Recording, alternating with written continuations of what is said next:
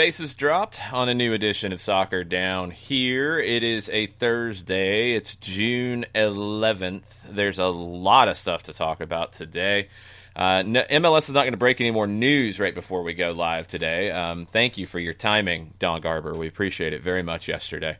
That was the first time we have had perfectly timed news in the American soccer world right as we were going live. So thank you. I'm sure we were part of that consideration. I know that for sure. Yeah, absolutely. Anyway, okay. We got a lot of stuff to talk about with MLS is back. Just a timeline today. 3:30 is the draw. We know how the draw will work. We'll talk about that. We've got stuff to look at around MLS with some potential player movement, some other elements of MLS coming back. We'll get into all that this morning. We'll take all your questions about all of it, too. Tonight, 7 o'clock, stoppage time, will be live, facebook.com/929thegame. Mike Conti and I will run through the groups and what Atlanta United's group looks like and what we'll know about what the MLS is back tournament will be. I'm waiting on a new name for this tournament to catch on. I know somebody clever is going to come up with something that will catch, and there'll be a hashtag, and that's what it will go by. Just waiting. So, clever folks, go at it and have some fun, and we'll see what you come up with. But MLS back tournament is, but it's back, and that's what the most important thing is. All right, U.S. Soccer has made some decisions as well. We'll talk about that. We've got news from around the world. Bayern Munich advanced to the German Cup final. Good game yesterday, too. Had some good intensity to it. It was a fun one to watch. Spanish football is back already. We talked about La Liga coming back today. The second division came back yesterday in a really weird scenario, and we'll talk about that in a little bit. Catch up on any other news from around the world, but also take all your questions, your comments, your tweets. You can tweet at us at Soccer Down Here. You can comment on twitch.tv/Soccer Down Here. You can comment on the feed as well. You can email us, soccerdownhere@gmail. There's all kinds of ways to get a hold of us if you've got something to say this morning, or if you're listening later and you got something to say because we say something stupid. It happens all the time. Probably happens 5 times an hour. You can then send us a message through any of those formats and let us know so we can talk about it tomorrow. Let's get into MLS. Let's get into MLS is back, John. We know how this draw is going to work today. And this is an important element of all this. It's at 3:30. You can watch it on YouTube. You can watch it on all of MLS's digital channels. But the way it goes, you're first going to put the seeds into a group. And in the Eastern Conference, Toronto, they won the East last year. 1 seed. Atlanta United, they were the runner-up in the East last year. Another seed. Orlando City, the host of the event, they're the other seed. Out West, same format. Seattle won the West, seed. LAFC, runner-up, seed. Real Salt Lake was number 3 in the West last year in the regular season, seed. So, you're going to put the seeds in their group first. Everybody else is completely unseeded. There is no, well, NYC was really good last year, so they should go here. Nope. None of that. It is completely unseeded. So the 11 unseeded Eastern teams, the 9 unseeded Western teams will be assigned like this. So the name is put into an unmarked ball. The balls are mixed in a pot. The balls are then numbered 1 through 11. A representative from the seeded team in the group picks a number at random. And the groups are A, C, and E in the East, B, D, and F in the West. John's taking notes through this, and this is disturbing. It's also on MLSsoccer.com, by the way. Okay. So, Orlando will be in Group A. We know that much so first. So, the way it'll start, Orlando's representative, I don't know who that is, will draw a number at random between 1 and 11. The team name and the corresponding ball is assigned to Group A as Team A2. Then Group C, then Group E. So the East will do that, the West will do that. Okay. Carlos Bocanegra is the representative for Atlanta. Darren Eales told Dukes and Bell this yesterday, or Dukes and Willie P, actually. It's up to Carlos. Carlos needs some good luck today. So whatever good luck charms you can telepathically send Carlos Bocanegra's way, send them there, because you don't want a group that gets you New York City, Philadelphia, New England. You don't want that. You want, Nashville. You want Nashville. Sorry, Cincinnati. You want Cincinnati. I'll take Chicago if those are the three that I get, and I'd be very happy with that group. You also, according to Darren Eales, want to be in Group E because they will start play last. That will give you more time to train at home before you have to go to Orlando. You have to go to Orlando a week before you play. Now, I know there's been some conflicting reports out there. The Athletic said that everybody had to be in Orlando by July 1st. Reporting from MLS and from Darren, the president of the club, was that it's a week before. The MLS reporting yesterday in all of their releases about the event was a week before you play. You had to be in Orlando. You can go earlier if you're not able to train fully in your location. You can go as early as June 24th. Have to be there a week before. So Atlanta wants to be in Group E, and they want to get an easy group. So we will see how that goes. But that's how it's going to go today. So pretty simple, pretty easy. I like that it's completely unseeded. I like that it's random. This is going to be a little bit of a nerve-wracking event at 3:30, and we'll see what the fate brings. MLS is back.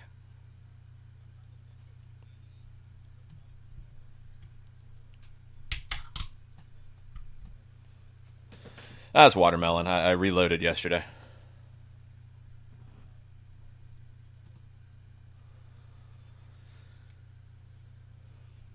No, don't go there.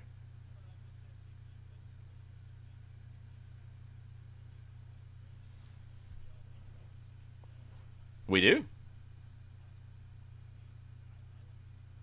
No, we all have rabbit's feet? Okay, I was about to say, I don't have any rabbit's feet. No.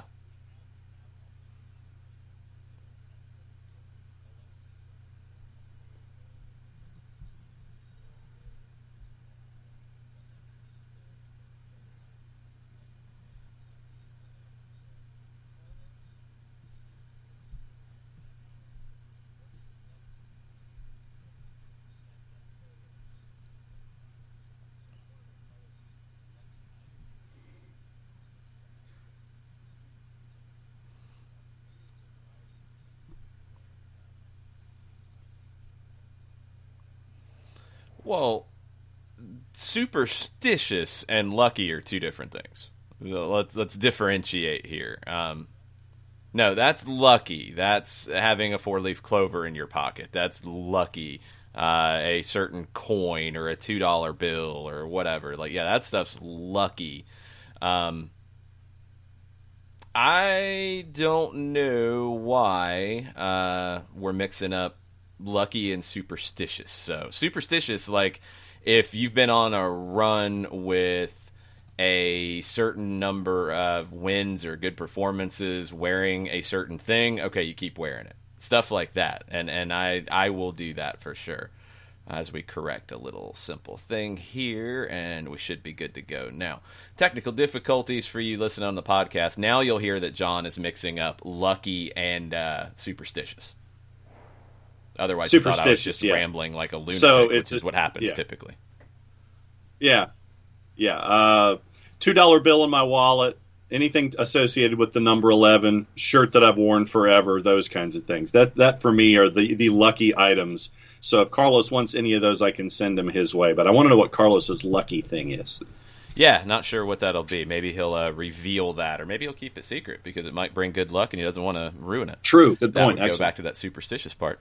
Bern Dursberger asked, how many teams advance out of each group? The top two out of every group go into the round of 16, and then the four best third-place teams. One question I have, because it's a little unclear, the four best third-place teams, is it two of the three third-place teams in each conference? Because that's what I would guess, because they're talking about, keeping it separate. Everybody in the the East bracket would stay in the East bracket until the final, as far down to the final as you can get. I don't know exactly how that goes. It's not clarified, so maybe we'll get some clarification on that today. Yes, everybody was yelling at me for screwing up the technology today. I've got it fixed. Are we sure? Are we sure that it wasn't for the benefit of everybody that I wasn't muted? That I was muted? No, it wasn't intentional. That would have been rude, but you know. Anyway, let's move on. So we've got the draw at 3:30 today. You can watch it. You can consume it any which way you need to. We'll be tweeting about it throughout. And then 7 o'clock stoppage time, Mike and I will break down the Atlanta United portion, and we'll break down the other groups too.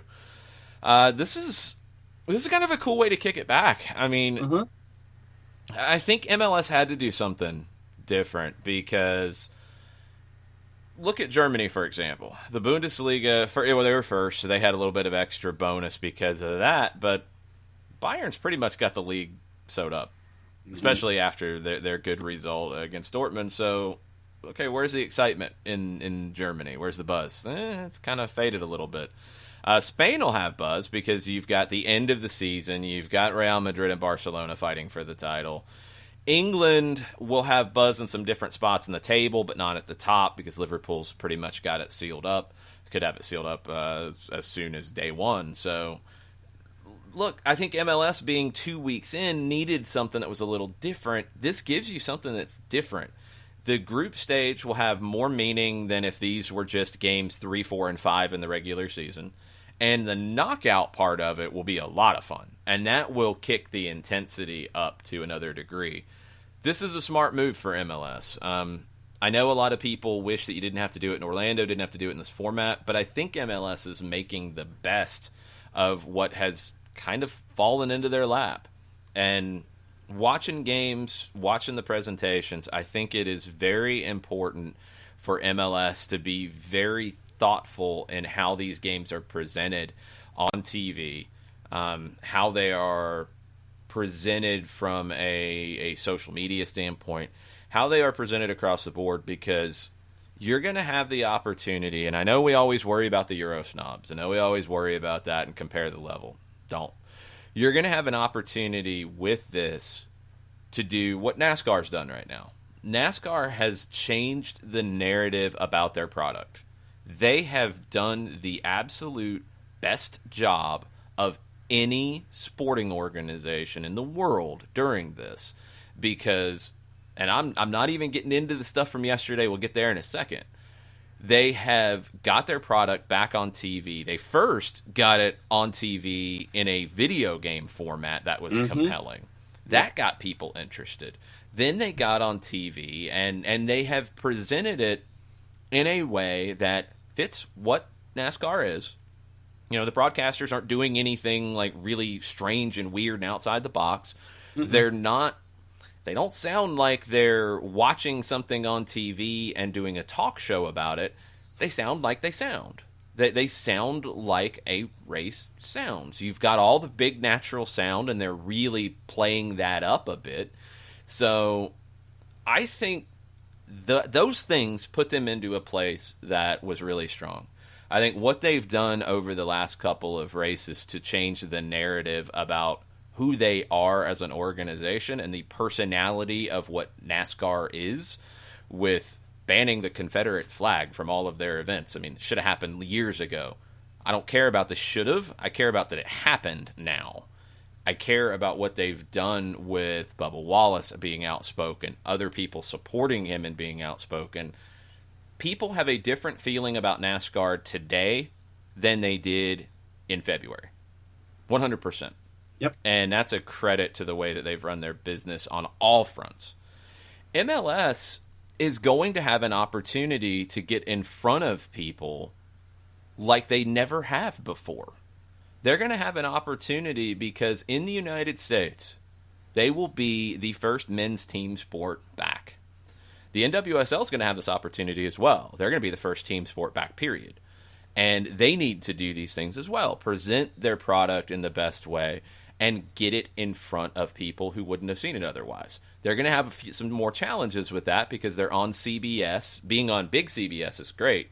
CBS Sports Network, CBS All Access. You don't have the mothership of an ESPN behind it. I think the NWSL can still take advantage of a lot of things. MLS, with ESPN producing this, with ESPN probably the broadcast partner that Don Garber was talking about that was excited about the 9 a.m. broadcast, with ESPN being in that spot, you're going to have an opportunity for people on ESPN who talk about the NFL, who talk about the NBA, who talk about college football, talk about Major League Baseball, who give credibility to those games. They're going to be talking about MLS because there's not going to be anything else outside of NASCAR, outside of the PGA Tour. That's going to be it. There's been more soccer talk. There's been more soccer mentions on the crawl on ESPN right now than ever before. Ever. So now, if you come out and you present this properly, and you come out and, I'm not going to use the baseball cliche of hit a home run with this, if you rip a volley from 40 yards and you nail it with all of it, and your players' personalities get out there in front of people, and people start to connect with your players, people start to connect with your teams, and you're going to be doing this in a knockout format where it's very easy for a casual fan to say, well, I've never watched MLS before, but I just saw, Minnesota, and I'm from Minnesota, and I really like how they play. I'm cheering for Minnesota United. That's the opportunity that MLS has. It's not about the soccer snobs. It's not about the people who already know MLS. This is about introducing it to people who have never had a chance to watch it, never been interested. There's nothing else on. And that 9 a.m. game is so critical. So I'm excited about what this can be. I hope this is an opportunity where MLS understands that now we have the platform that we've always looked for, and we never really knew how to find it, to connect to sports fans. Not soccer fans. We know how to connect to soccer fans. Sports fans. And what we've seen here in Atlanta has the attendance and the specialness that it does is because they didn't just appeal to soccer fans. They have created more soccer fans. That's huge. That's what MLS needs to be in the business of doing. If you are a expat or if you are a fan of the Bundesliga or Premier League or whatever, because that's what you've always watched and you have a preconception about MLS and now you don't give it a fair shake because of that, MLS is wasting its time fighting that. You've already made up your mind to a degree. Maybe you change it later, maybe you don't, but that's small returns. The big returns are getting out in front of people who have never sampled your product, getting them hooked, and then getting them buying your product. Atlanta is the prime example of that. It's never happened like that anywhere else. That needs to be the model for this event. Don't talk down to people. Don't talk down when you present soccer, like Mike Conti talked about yesterday. Don't come into the draw show and talk about how the game is played and this and that. No. Talk about it intelligently. Talk about it in a way that everybody else can jump on board. And let's grow this thing. This opportunity has fallen into your lap. NASCAR took full advantage of all the opportunities that have fallen into their lap, and they're going to be better off for it in the long run. MLS can be there too, but they've got to do this right because you're not going to have an opportunity like this again with 9 a.m. games on an ESPN, maybe even on an ABC or a Fox. You're never going to have this opportunity again. It's not going to happen, hopefully. We're not going to have another global pandemic that's going to create something like this. So take advantage. I think it's huge. Don't be a gatekeeper, as Joe Johnstone says. Absolutely. And MLS hasn't really been that. And if you're a supporter, if you love this game, this is an opportunity for the game to grow. And as I've said and as I've seen in my time in the soccer world here, if MLS is doing well, it's going to help the game as a whole. It's going to help the youth clubs. It's going to help the grassroots clubs. It's going to help everything. you can't really have a thriving soccer ecosystem without a thriving first division. It just doesn't work that way. So this is a big deal. This is a big deal, and MLS needs to take full advantage. It needs to be all engines go and make this as big as you can. So I'm really excited about that opportunity. I'm excited to have games back. I'd be excited about games back however they were played. But I'm excited about this opportunity, and I think it's time to really blow this up from an MLS perspective and make it a big deal. Couple of things. One having to do with what we're seeing with NASCAR and how Fox is piecing it together. Remember, what Fox is doing and what we're seeing on the air, they are doing from 3 separate locations and piecing all of this together. You have the limited crew on site, cameras, sound techs, producers, a couple of talent. You have Charlotte, their NASCAR studio, where Mike Joy, Jeff Gordon, all the other, Larry McReynolds, all the analysts and the hosts are, plus all of the other elements in Los Angeles, all of your graphics, all of your commercials, all of these other things that make it happen. So the analogy that I use when I talk to high school kids and college kids about live television is, I'll always ask the kids, how many of you have a dog? And how many of you like to take the dog to the lake? And, do you play catch with the dog? Throw the stick in the water. The dog goes and gets the stick. When the dog is swimming back to shore, what do you see? You see above the waterline, you see the dog doing its business. It's got the stick between its teeth, swimming back to shore, breathing, whatever. What you don't see is all of the mad paddling.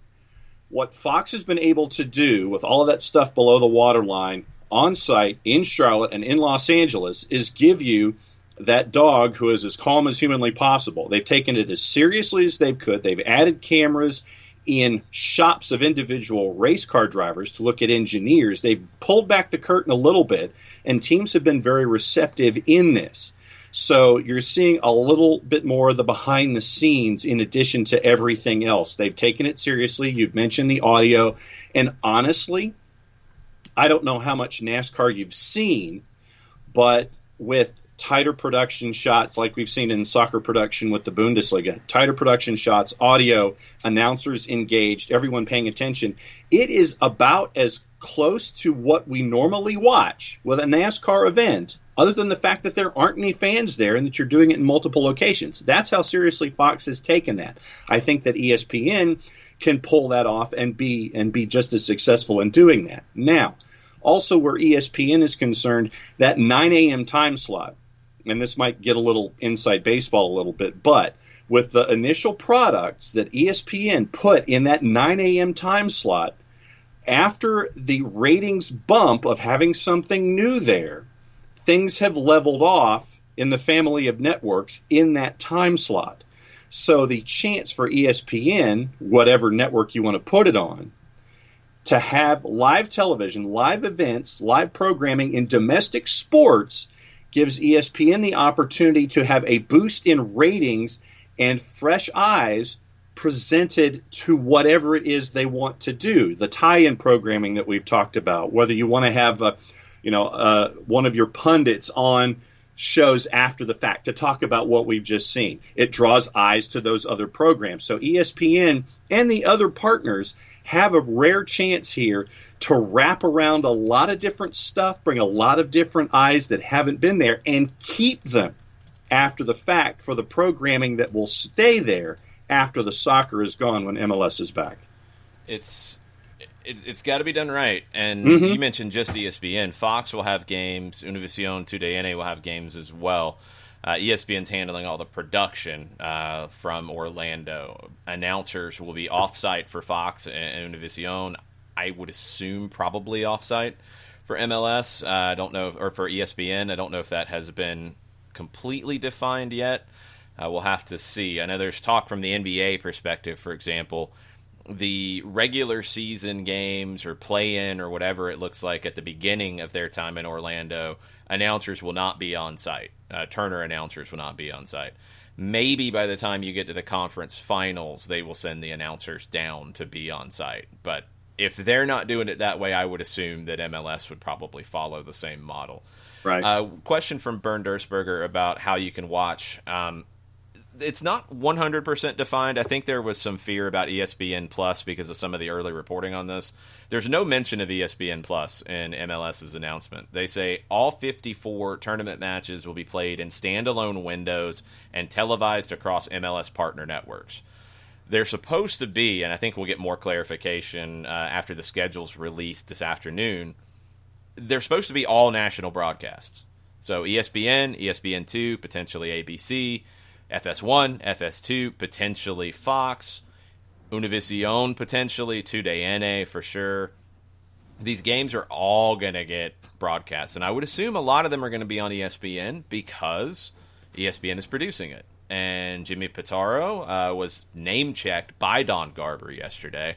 You don't throw Jimmy Pitaro the thank you by name unless, one, he's had a big hand in getting this thing done, and two, they're going to have a big hand in televising all of this, all across the ESPN family of networks. So the idea, according to the way I'm reading it, is that everything will be played on a national network. It'll be nationally televised. You're not going to have ESPN Plus for it, and none of the matches are going to overlap. That's the interesting element of it for me. Is so. Yep. Match day 1, you're going to have a 9 a.m. game, you're going to have an 8 o'clock game in the evening, you're going to have a 10:30 game in the evening, next day the same. There could be some days where you don't have the 9 a.m. game, for sure. But that's the way it's going to look. No overlap. You can watch every game in the tournament if you want to watch every game in the tournament. Love that. And Nathan Pugh, by the way, is already preparing us once again, day 2, for trying to convince us to have that 7 a.m. show during the MLS. No, John would die. Or I would die after I put my head through the window next to me because John's like asleep on the show. That'd be bad form just to hear that big thud, and then just you see a monitor and there's nothing happening below it. Yeah, no, I'd just be in the floor after knocking myself out. After I would have knocked myself out by hitting the desk with my forehead.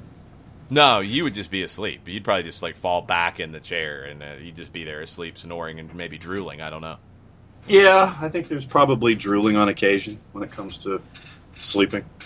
Yeah, no, I think everybody does. It happens. It's all good.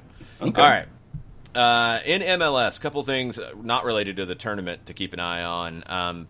Brian Galvan is a player that the Colorado Rapids signed to a pre-contract. He's going to be out of contract this summer, the end of June. He's with Colón in Argentina. Tom Bogert dropped this on Twitter yesterday that the Rapids are expecting to have Galvan with them at the tournament in Orlando. That makes me think that MLS, one, could just keep the transfer window where it is and not worry about it. I don't know if that makes the most sense. Could they do what was talked about, I believe, in the Netherlands, and France has done a modified version, where you split the window up to a degree. Now, the question for MLS, because it's not their primary window, you have 2 windows for transfers. You have a primary and you have a secondary. Your primary is your off-season window, essentially. And in MLS, the way they time it is to run through the off-season starting in January when other windows around the world open, because that's where the business is. And then it runs through the beginning of May. And then your secondary window, your in-season window, is a month. And that's typical for other leagues around the world. Their January window is a month. Well, your primary window was wiped out in about, I'm thinking 5-6 weeks with the coronavirus outbreak, and teams weren't doing business in the transfer market at that point. I don't know if you could stop it. I don't know FIFA regulations. I don't know if FIFA is going to break regulations, whatever. I'm not sure where this is going to go. But that's a lot of time that MLS kind of had wasted, and there's nothing they could do with it. Now you've got a month in this window. You've got deals that are already signed, like this one. Galvan was signed to join the club when the window opened, I think July 1st. You don't want to mess that up, so you don't want to eliminate that possibility. Do you open the window for a day to allow moves to be made, or the moves that have already been approved to be made to go through, and then do you hold it until later? I think MLS would be best served if they are able, and I don't know if they're able, if they are able to hold a transfer window until later to try to match up with the rest of the world, which is looking like September is going to be that crazy month of transfers worldwide. You could have some windows open a little bit earlier than that in August, but September looks to be the month that most European major leagues will be out of season and you'll see moves made. Can MLS hold some time in a transfer window to get deals done, potentially playing off of that? I hope they can. I think they'd be best served if they can. We'll see if that's possible. Galvan, though, if he is being expected to join the Rapids for this tournament, that would at least mean there'd be some kind of an opening for him to be registered to join the team at this point. And you can only do that during a transfer window. So let's see how this goes down. We'll see what kind of announcements we get. Another player to keep an eye on about joining a team in the league is Andy Nahar. We talked a little bit about him back in February, March, because he was training with LAFC, and it was all said at the time that he wasn't training to do a deal or on trial or anything like that. Honduran media now is reporting differently, and they reported this the whole way through, too. Nahar started his career at D.C., came through their academy, spent like a year or two there after being discovered. Great early start to his career with D.C. United. Went to Belgium and Anderlecht, Honduran international. A little bit later in his career now, can play right back, and that's a position that LAFC needs. So this would be a smart signing for LAFC, and Honduran media is reporting it as done. So let's see if Andy Nahar joins along with Galvan and maybe a few others, in this little gap of time ahead of the MLS's back tournament where teams can maybe shore up their rosters a bit. Could you do something, and this is me spitballing off the top of my head, could you do an internal transfer window where MLS just deals with... But that has nothing to do with these. I mean, you could, I guess, but that Galvan's external. Nahar's external. So that's a completely different topic. You could, and that's a possibility you can do because it doesn't have to operate in a transfer window. Transfer windows are set up because that's when players' international transfer certificates, their ITC, can move from country to country. Basically, the way this works, and I've had some experience with this with NPSL, if you think about a player having a passport, and when you sign with a team in a country, your passport is held by the FA in that country, the federation in that country. To move to another team in a different country, your passport has to be released. And most of the time, it's no big deal because it's part of the purchase and all that's handled, and it moves quickly. It's no problem. When you're dealing with NPSL and semi-pro / amateur type of players, you can get into some situations where players developed in a country, never signed a pro deal, but their ITC is held by the federation because they played youth there or something.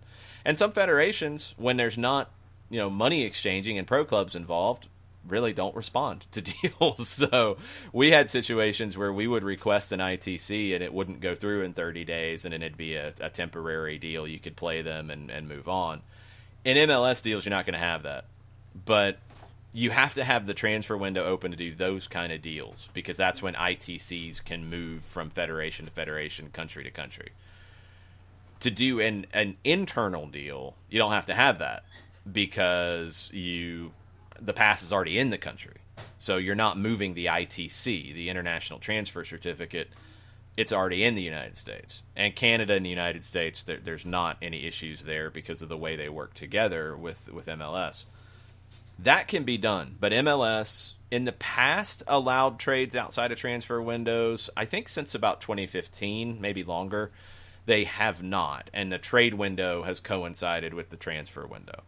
But that would be a different topic. If you're going to allow Nahar to join LAFC, if you're going to allow Galvan to join Colorado, you're going to have some sort of a window open. I wonder if maybe you model it after what MLS Cup post MLS Cup trade windows have been ahead of expansion drafts, where you have a day, you have a day and a half, 2 days, whatever, to get some business done. Then you hold the rest of your transfer window for September when you can actually take part in the world market. I think you want to be somehow involved in that world market in September. You don't want to miss out on that. MLS could really take advantage of some situations. Yeah, and that was why I was asking if you could do something separate leading into that international trade window where MLS could hop on and be a part of it. That was why I was asking if the internal could possibly... has nothing to do with it, though. That's right. A completely separate conversation. Like, you could do that if you wanted to because you want to. Right. It has nothing to do with the FIFA transfer window. Okay. Yeah, like I said, I just wanted to put that out there as a question because it was in my head. Yeah, no, I'm just saying. It's you're asking a question about kumquats when we're talking about apples. Okay. Never a fan of kumquats, but okay. No, not really. Me either. I like kiwis. Yeah. Let's see. Tafka has gone off on Twitter this morning on a couple of different topics. He's come up good or bad? Well, we have one where he has come up with hashtags for the tournament other than MLS is back. Okay. And then there's a separate thread where he has gone off and is not a fan of how the four-letter is approaching things on air so far with their talent. Okay, we'll get there in discussing the tournament. Tafka will have another opus coming too, and it was going to happen midweek, and then MLS decided to come back. So sorry, Tafka. It'll happen over the weekend, is what it looks like. So be on the lookout, soccerdownhere.net for more opuses from our friend Tafka. No, not Opi. I think we've learned it's opuses. Opuses, yes. Not opuses. Right. Opuses. No. Yes. All right. Yeah. No. Yes. What do you want to tackle next? Well, Tafka's saying things. You said he's saying things, but you're not saying what he's saying. So why don't? Well, I didn't know if you want me to go. Well, which Tafka thing do you want me to talk about first? Him going off on the four-letter or his new ideas for the cup? You've got them in front of you. You pick one. All right. So let's go with stuff that is in capital letters. We got all caps. Oh boy. Yeah, there's some all caps here. He says, good God, at Hercules G and at Ale Moreno ESPN couldn't have been more meh about this restart tournament and improperly. I'm going to do the all caps in effect here. Okay. So in my opinion, no reference to the fact that players are getting a full month of training like any other preseason before the start of competitive play. I did not see this exchange, so I'm going off. I didn't either. Yeah. No mention that these athletes have been doing individual/social distance training for a while now already. They make it seem like they'll break their ankles as soon as they step on the field. They haven't been sitting on the couch eating bonbons. They're pros. For the tourney, quote, it's a bunch of games in a short time. It's going to feel like preseason. Don't expect too much. Some teams may not value it to protect player health. I guess it's good that the players will be maybe make some more money, though. Negotiations depend on this tourney. And then Tafka adds two wrinkled brow emojis. He says, Tafka goes, a match every 5 days is not an injury risk time frame. How about be excited that MLS has found a safe and quality way to be the first major sports league to return to play in the United States. Be excited that MLS is going to get 56 national TV broadcasts in a sports market starved for content. Be excited that this tournament could be a fantastic captivator for new fans. Be excited that we'll have multiple matches every day for a month. Just be excited. Jeez, I think this tourney is going to be an absolute blast. I can't wait. How many tweets was that? 5. Okay. That's a lot in 5 tweets. I'm impressed. Have you ever seen anybody play the game called soccer? I wonder sometimes. There were 2 more. Oh, okay. We'll go ahead and finish it. The only thing that should come out of any sports network personality is, thank God, a sports league managed to negotiate a return to play in the face of a pandemic. This tourney will be a reprieve from countless somber realities in our country. It'll be a huge opportunity for MLS and must-see television in a country that hasn't had any live sports for nearly 4 months. I can't wait. It's going to be fantastic. Rinse, repeat, smile. Now that thread is done. Okay. First off, I need to know where this was. Was it on ESPN FC or was it on SportsCenter? Because that's a difference. I've seen a little bit of the lead up to the 2 German Cup matches on SportsCenter with Taylor Twellman involved. I didn't get as much of a negative tone from anything that Taylor was bringing on SportsCenter, which you kind of have to understand the audience a little bit. I think with ESPN FC, you are talking to the hardcore of the hardcore who are seeking it out. SportsCenter is the general of the general of the general of sports fans. So it is a different audience. It is a different conversation, I think, with the different audiences, and that's okay. I do not understand why so many people in the soccer industry who talk about soccer for a living in this country are so negative about Major League Soccer. I've never understood it. It's U.S. soccer too. It's soccer in the United States as a whole. I just don't know why that is. I don't get it. I don't understand the mentality, and I'll tell you why. Soccer's not the biggest sport in this country. Duh. We know this. But you don't want to come off as a cheerleader, which I understand. You have to find that balance. But you can't trash it and expect it to grow either. I don't think that's how it works. Just a wild thought. If you tell somebody that it's a bad product, how are you asking them to watch it? I don't understand that mentality. Just saying. And what frustrates me is, think about the voices that you enjoy from an ESPN perspective. And we'll stay on ESPN because, I mean, they've got history here. You've got a lot of things to follow with how they present things. College basketball. College basketball grew on ESPN in the very early days. It was one of the first things that ESPN really staked a claim in and grew with. I mean, going from having the NCAA tournament in the early days and pioneering kind of switching from game to big finishes. When you think of college basketball on ESPN, you think of Dick Vitale. Dick Vitale is the biggest supporter of college basketball that you will find. And it comes across very, very easily. And when there is a hard topic to talk about, he talks about it. He doesn't enjoy it, but he talks about it as a fan, supporter, expert, and personality in his sport. I've never heard Dick Vitale come off in the way that American soccer voices present themselves. Never. And Dick Vitale has made college basketball a huge deal at ESPN in his time there, which is 30, 40 years? 40 years. Yeah, he's been there since in the like beginning. 81, early. He's grown the sport in that environment. And, you know, if and you hear the criticisms of, you know, oh, well, he's just a cheerleader for it, this and that. Has college basketball grown bigger because of their relationship with ESPN? Yes. Mm-hmm. Has college basketball benefited from that relationship? Yes. Has ESPN benefited from that growth? Yes. These are good things. Think of the NFL on ESPN. Think of the show that pioneered highlights and growing a sport, NFL Primetime. Did you ever have a sense that the people who were presenting NFL Primetime throughout any of its run didn't enjoy what they were doing? No. Chris Berman and Tom Jackson loved the sport, and again, would talk about negative things when they had to. They didn't shy away from it, but they made you a fan of the National Football League. I looked forward in that show's heyday when the Falcons were good in the early 90s. I looked forward to watching that show to see what they'd say about the Falcons. I looked forward to, you know, Deion Sanders would intercept something and they'd start prime time. I loved that stuff. And you watched it because it was fun.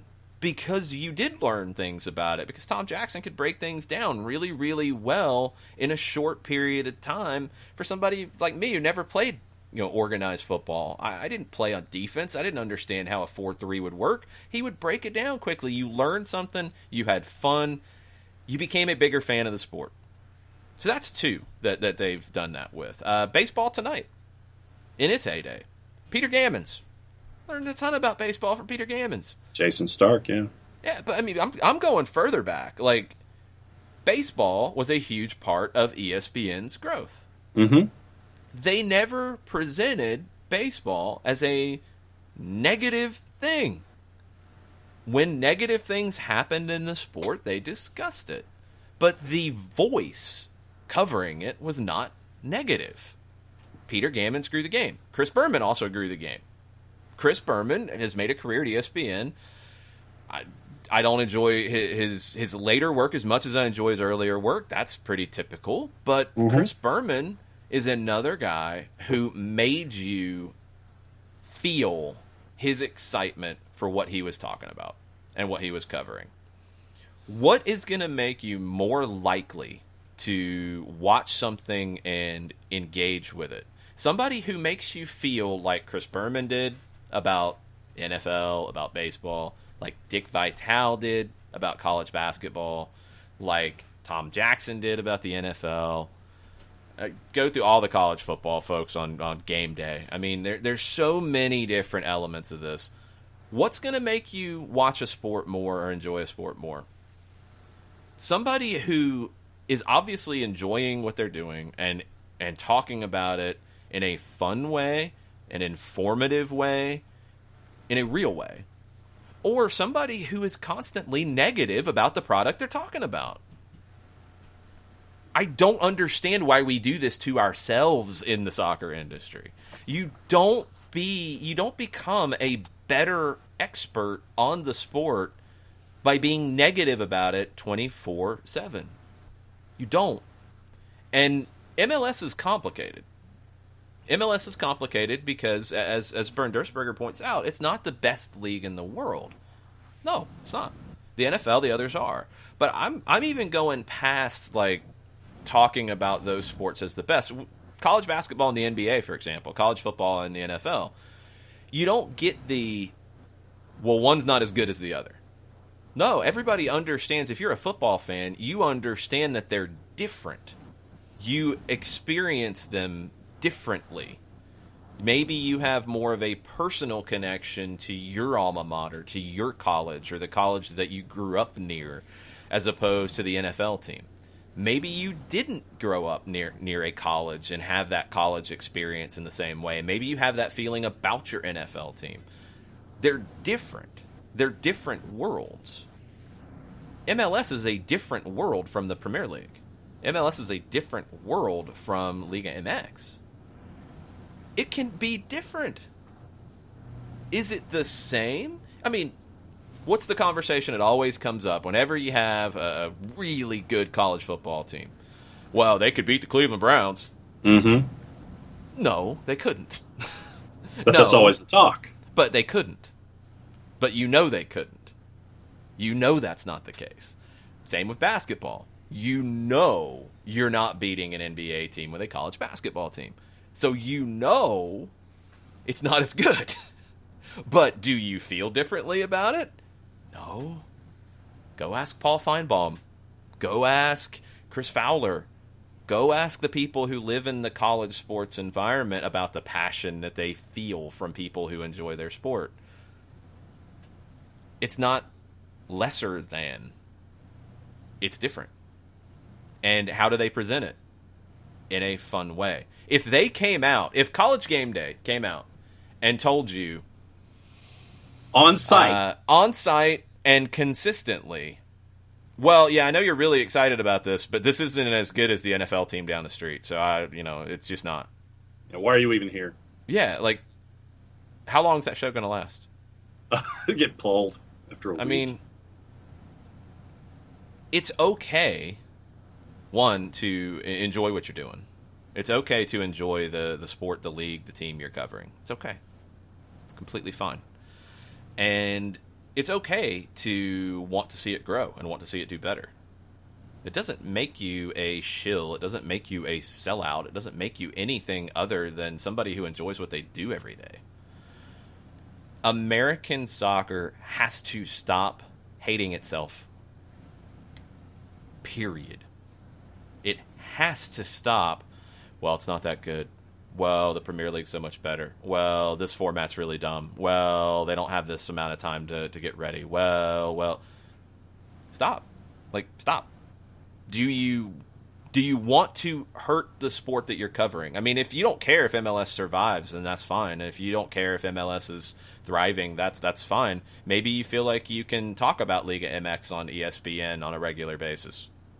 Never really seen that happen. Maybe you feel like you can talk about other sports around the world on a regular basis. Well, I mean, ESPN FC is on ESPN Plus now. It's not on ESPN or ESPN2 like it used to be. No sport, no league, no country is thriving in the soccer world if the first division in that country is not doing well. Period. American soccer was not in a better place before MLS. People try to tell you that, have an agenda. Wasn't the case. I consumed it. I didn't consume it until 1995 because there wasn't any, and we didn't have it in Atlanta. I didn't have a satellite dish to be able to find Los Angeles Salsa games or Colorado Foxes games because they weren't available to me. I first consumed professional soccer in 1995. I'd been a fan of the sport for 9 years. And where I consumed it was a high school stadium on a 60-yard wide field with a crown so high that if you were standing on one side next to the bench, you couldn't see from the thigh down the winger on the opposite side of the field. That was pro soccer for the first time for me. That was what I saw, because that's what it was. That was 1995. That was the year before MLS started. Soccer in this country is in a better place because of Major League Soccer existing. Major League Soccer exists because of the World Cup in 1994. These are good things. These are developments. The game will be in a better place in 25 more years if MLS continues to grow. That's part of the deal. Does that mean you lie and you stick your head in the sand when things are not good? No. You talk about it.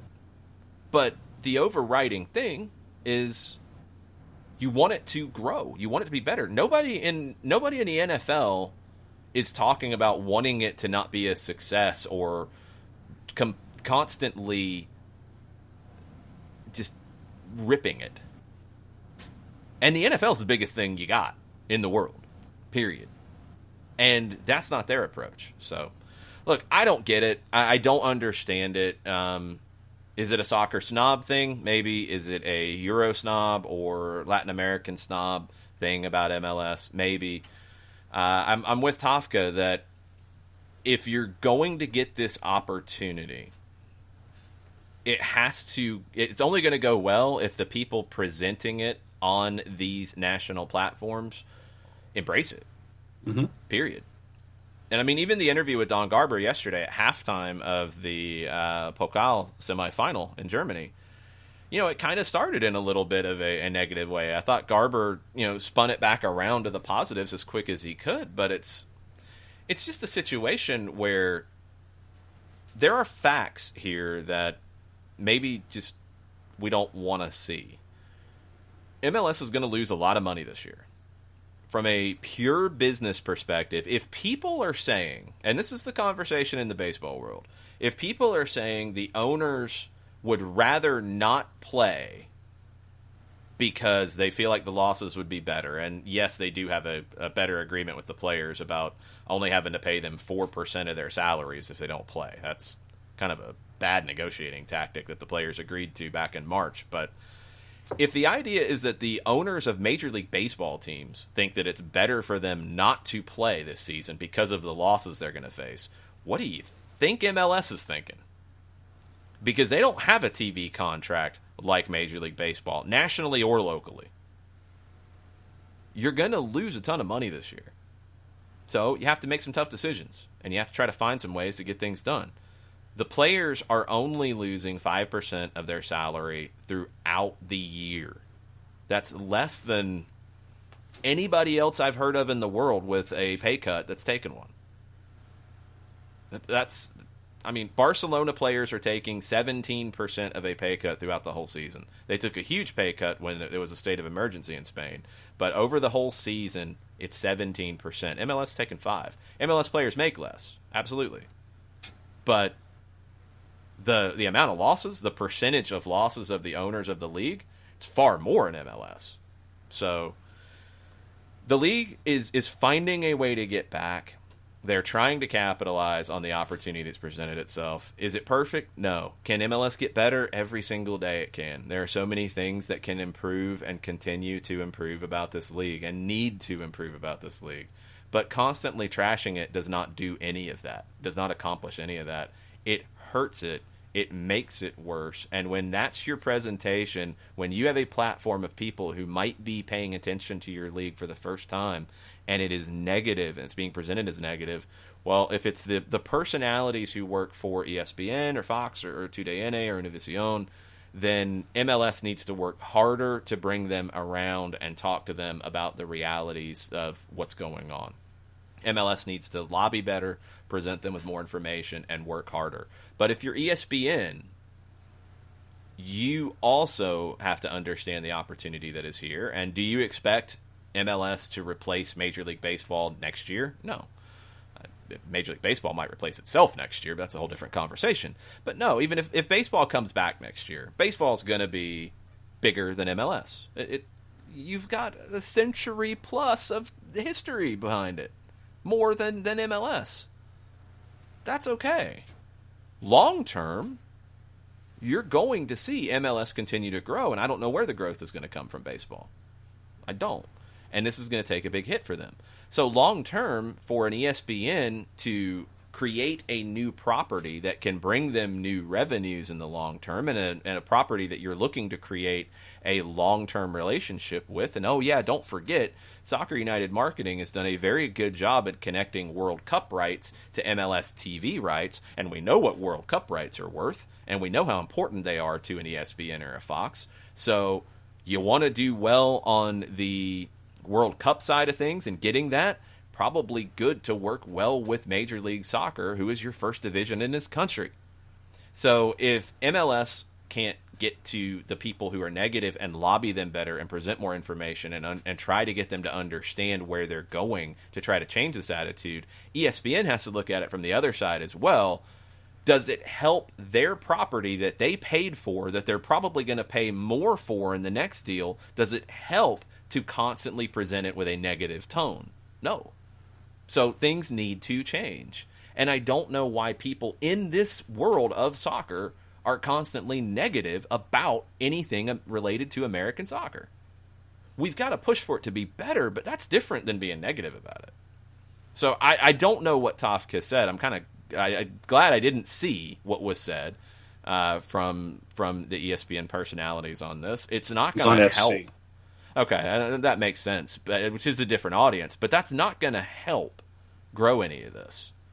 And now, moving forward, I think the players, I think the teams, the league, the people involved in covering the league, the properties that own the presentation of the league on television need to work together to grow and take advantage of this opportunity.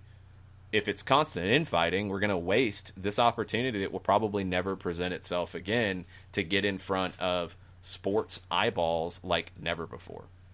So, I don't know. When you think of the NBA, Mike Breen, Doris Burke, Mark Jones on a national level, yes, they're some of the best at what they do. Not afraid to talk negatively about it, but they will be some of the first ones in the door to sit there and talk about their sport and how fantastic it is. Anytime than ESPN NBA, which is not the gold standard. Turner has been the gold standard. Inside the NBA is a blast to watch. It's always fun. And again, they will talk about negative things when it needs to be talked about. Charles Barkley's not going to hold back on somebody. But do you think Charles Barkley hates the NBA? Do you think he hates the presentation? Do you think he doesn't enjoy what he does every day? Come on. No. Be more like Charles. Be more like Chuck. National Hockey League, Doc Emmerich, all the local guys. I mean, they're more than when there's a situation put in front of them, they discuss it, but they are some of the largest spokespeople that are attached to their sports, and we all know, and we talked about college football and such, but they're out there in front of it, and they embrace their place. They understand their importance. They understand what it means to be a part of the growth of something and the sustained growth of something, instead of sitting there and looking at it and just crapping all over it, when something just happens to pop up. Yeah, it's a weird thing. Even in the soccer world, where I've compared this to consistently over the last year or 2 years, where I've watched more Teise and their news presentations a good bit, the Argentine league is not dramatically better than Major League Soccer. It is not the pinnacle, and you have the best Argentine players who try to get out of the league as fast as possible and go to Europe. They don't talk about the Argentine league in a dismissive way in Argentina. They understand its role in the game. They understand where it fits. MLS and people who talk about MLS or talk about soccer in this country do not present it in the same way. They don't present it in the same way as Argentine soccer commentators do about their league. They don't present it in the same way that Mexican experts cover their league, because it's the same thing. They don't present it in that way. Mexican soccer conversation is not constantly negative about Liga MX. Argentine soccer conversation is not constantly negative about their first division league. And those are leagues that are not the best in the world. They understand the position, and they talk about it. And they want to see it grow in their country. And that's part of this conversation, because ultimately, whether you're talking about Kirk Herbstreit, whether you're talking about Dick Vitale, whether you're talking about Ernie Johnson, Charles Barkley, whether you're talking about Doc Emmerich, Barry Melrose, I mean, any sport, golf, NASCAR, Formula One, all of it, what do the people who live and breathe that sport every day want it to be? As big as possible. Why is it in this country? Because MLS is not the biggest league in the world. We know that, but like I said, Argentina, Mexico, too, that I've consumed how they cover their local leagues. They don't cover it the same way we cover MLS. They all want the league that they talk about the most, the game that they talk about, the sport they talk about the most, to be as big as possible. There's nothing wrong with that. And that needs to be the approach in soccer in this country. That needs to be the understanding. I hope when you guys listen to this show or watch this show that you understand that we're passionate about this, that we want this to be big, that we get it. And yes, when MLS screws up, man, we've talked about it. And when U.S. Soccer screws up, yes, we've talked about it, and we will continue to do so. But at the end of the day, I want the game to be in a better place when I'm done with it than it was when I got to it. And that should be the approach. It's not in a better place if all you present is negativity around it. It's not. So maybe that'll change. Maybe that won't. I don't know. I hope it does. It's not about this league's not as good as that league or whatever. That's not even the issue anymore. It's about the game, and it's about the whole conversation of the game. And yes, MLS is trying to become one of the biggest leagues in the world. If you listen to some of the experts, their reaction to that is derision, laughter, constant dismissal. What does that accomplish? Does it make you cooler to the soccer snob? Maybe. Does it do anything good for the sport? No. Does it hurt the sport? Yeah, I think it does. I absolutely think it does. The game in this country will grow as Major League Soccer grows because it is the first division. We have seen this here in Atlanta. We have seen it in other markets, but we've seen it in Atlanta on a scale that we haven't seen anywhere else. Nashville happened because Atlanta happened. Nashville has the opportunity to have that impact. Charlotte will have that impact as well. Trickle on down. Tormenta has that impact in Statesboro. Greenville Triumph have that impact in their market. It continues to grow. Those teams, led by the biggest teams, will continue to grow the sport. Doesn't mean you put blinders on, but yeah, it's okay to want that to happen. It's okay to want this game to be bigger. I don't want it to be just us talking about it on a podcast. I want it to be bigger than this. It's not about me. It's not about John. It's not about the people who are in this talking about it right now. It's about the game. which was here before we were born and will be here when we're done.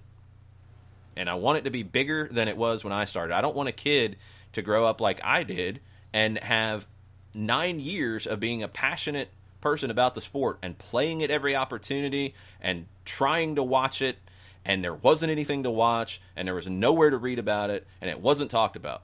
I don't want that to be the case. I want kids today who maybe go to a podcast, maybe go to Twitch, maybe go to YouTube and find people talking about it. I want it to be more accessible to them later on. And I want it to be more intelligent than it is now. And I want it to be more passionate than it is now. I want it to be better. We can all be better. But don't hide from that. Don't run from that. And don't constantly trash what we have, because that doesn't accomplish anything. Yeah, just it's unfathomable to me that people want to crap on a growth industry. That's how it's weird. It's weird. On Twitch, Turner Kirby, talking about Feinbaum, said Feinbaum built his whole career on the passion of college football fans. Absolutely. Yeah. He tapped into it. Mm-hmm. When he was local, Alabama and Auburn fans would just scream at each other on his show. Yeah, they did. Yeah.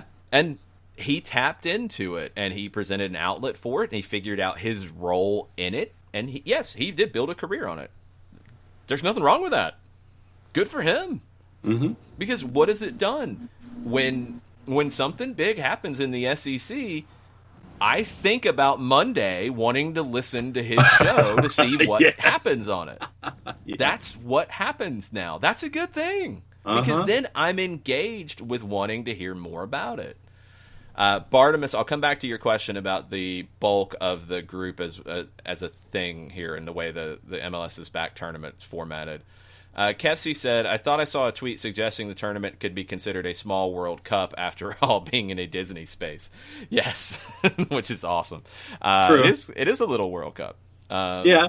That's Topka has some more of those, by the way. Yeah, I hope they play with that. That's a good one. But that's actually a really good way to sell it. And that's something I found talking to folks at 92.9. That's an appealing way to explain it to people. It's a much more appealing way than what soccer people are doing about this. Well, people aren't going to be fit, and people are you're running risk of injury, and teams might not take it seriously, and nobody's really going to be playing hard. Don't watch what we're trying to have on TV. Don't watch it. It's not going to be good. Flip that. It's going to be like a mini World Cup. You're going to have games that mean something. It's going to be exciting. The knockout games are going to be nuts. I cannot wait for that. This is going to be fun. This is going to be good. How many people get into watching a World Cup when they don't know anything about half the teams in it? Everybody. It's going to be a big deal, and it can be a big deal, and that's a good thing. Bernd Dursberger, talking about the attitude, said, do you think this all goes back to MLS losing so much to Liga MX and CCL, which is explainable by the salary cap? It was there before. That might feed into it, but this self-loathing that American soccer has, it's been there from the beginning. Yeah. Sadly, I mean, I've been going back as part of research and working on different projects and reading, newspaper reports and reading things from, as far back as the Pro League starting in '67. And what's always fascinated me is in areas that had a soccer history or had a soccer writer, for example, negative, negative, negative about everything. Negative, negative, negative. In Atlanta, which had no soccer history, no soccer culture at all. You had 6 high schools that played the sport when the Chiefs were announced. You had no youth programs. You had no adult league. You had, I think, maybe adults playing at the Lockheed factory, and that was about it. So you might have had 200 people playing soccer in Atlanta when the Atlanta Chiefs were announced. The reaction from the Atlanta Journal and the Atlanta Constitution at the time was not negative. Jesse Outler, Furman Bisher, who are legends in sports writing in the industry, were not negative about soccer. The soccer people were negative about the soccer. But those who were experiencing it for the first time in a professional sense were not. They were open-minded. They were interested. They were also lucky that they had somebody like Phil Woosnam who was trying to sell it on a regular basis and grow it and talk to them on a regular basis because he understood that importance. And MLS needs to understand that importance. U.S. Soccer needs to understand that importance right now. USL needs to understand that importance. Go talk to these people who are the decision makers. Go talk to these people who are the influencers and get them on your side. But papers that had any kind of a regular soccer writer were generally negative as far back as the late 60s. The second wave that I've read a little bit more from in the late 70s, early 80s, it's the same thing. Like, soccer writers were constantly looking for the doom and gloom to talk about, whether it was the national team failing, the build-up to the World Cup. I mean, there were people who were like, oh, no, we got the World Cup for 1994, but we don't know how to actually deal with it. It's like, that's a negative thing that the World Cup was awarded to the United States. The attitude from people inside of soccer has generally been negative. The attitude from people who are new to it has generally been positive and increasingly positive in years and decades as we've gone, because it's more accessible. Did you have the common sports writer trope in the early 80s of soccer, the sport of the 80s, is never going to survive, and it's stupid, and it's communist, and it's foreign, and all that kind of nonsense? Yeah, you had that then.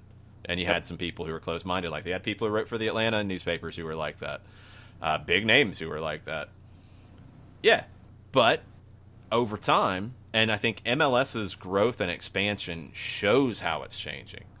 What are the markets that are pushing this league forward? What are the areas that are creating new soccer fans? What are the areas that are being talked about for the growth of this league? The new teams. The new teams. Because you're bringing new blood into it. It's big. It's very big. It's very important. But yeah, if you're involved in the sport, I mean, I think you have an obligation to cover it and cover negative stories as negative stories happen and question things as things need to be questioned. That's your role. But also understand the tone and understand the constant negativity and the damage it does. 100% it does it. So, I don't know. Kurt McGirt. What's up, Kurt? Hope you're doing well, man. How does traditional soccer media carve a niche when Twitter, Reddit have created such a robust ecosystem for fans? It's a good question. I mean, I think media as a whole is trying to figure out where it fits into 2020. But the value of mainstream media is still there. Is it the same? No, it's changed some. Because you got a Reddit, you got a Twitter, you got other things. But I think the way it works is the same no matter where you're at. I mean, you see influencers on Twitter, and I'm not using the negative connotation of that. I'm talking about people who have a large following and present good information. The ones who are successful generally on a long-term basis, can you get some hate clicks straight away by being that negative person? Yeah. Is it hard to maintain that? I think so. I don't want to live in a world where I have to be constantly negative every day. I would drive myself crazy. Yeah. So I think it's hard to maintain. I think the people who have grown it and maintained it, and you can look at it from any way you want. I don't like the Barstool product. I never have. But would you call them as a whole, the way they present how they talk about sports, negative? Not really. I mean, they go down a road that I don't enjoy as much. Yeah. But it's not negative. It's not. No, I know. I'm with you. I agree. Yeah, and that's a big thing. Even that, it's all about celebrating it and being excited about the things they're excited about. Okay. I think you attract more attention and more coverage and more long-term followers by being informative, positive, and trying to create a community. Twitter and Reddit have done a good job creating that. SportsCenter back in the day created that as well. And it was a different world then, but you know, if you were in college in the mid to late 90s, you knew every single SportsCenter anchor who was on the late night show because they reran it all morning long. Yep. So you created a community, and this was when the internet was really starting to get going with message boards and stuff, and you would find, did you hear what Stuart Scott said last night? Did you hear what Craig Kilborn said last night? Did you hear what Rich Eisen said last night? And you knew these individuals, and it was part of that community of consuming sports. It was the same with prime time. It's the same with all that. I don't think the strategy is different, because I think it's just communication with people and building a following, building an audience. I think maybe the platforms for how you do that have changed. And as it's opened up, it's much easier to come in with different approaches, maybe more short-term approaches. I think being constantly negative is a short-term approach. But you're able to find a voice because you don't have to be on SportsCenter. You don't have to be on ESPN to get there. That's good because it brings new voices, but it can also create some of these approaches that I don't think are good for the long-term health of the sport, the coverage, et cetera, et cetera. It's tough, but I think the communication's the same. I think for soccer media, it's the same thing. You're going to build a more long-term following and a more substantial base to grow from by not being constantly negative. You know, any media organization that has grown has been that. Even ones that you don't like. You know, are they constantly negative about something? Very few, and maybe some have shifted that way now because some of the attitudes have shifted about that's how they think they're going to get long-term approach and long-term followers and long-term audience. It's counter-programming.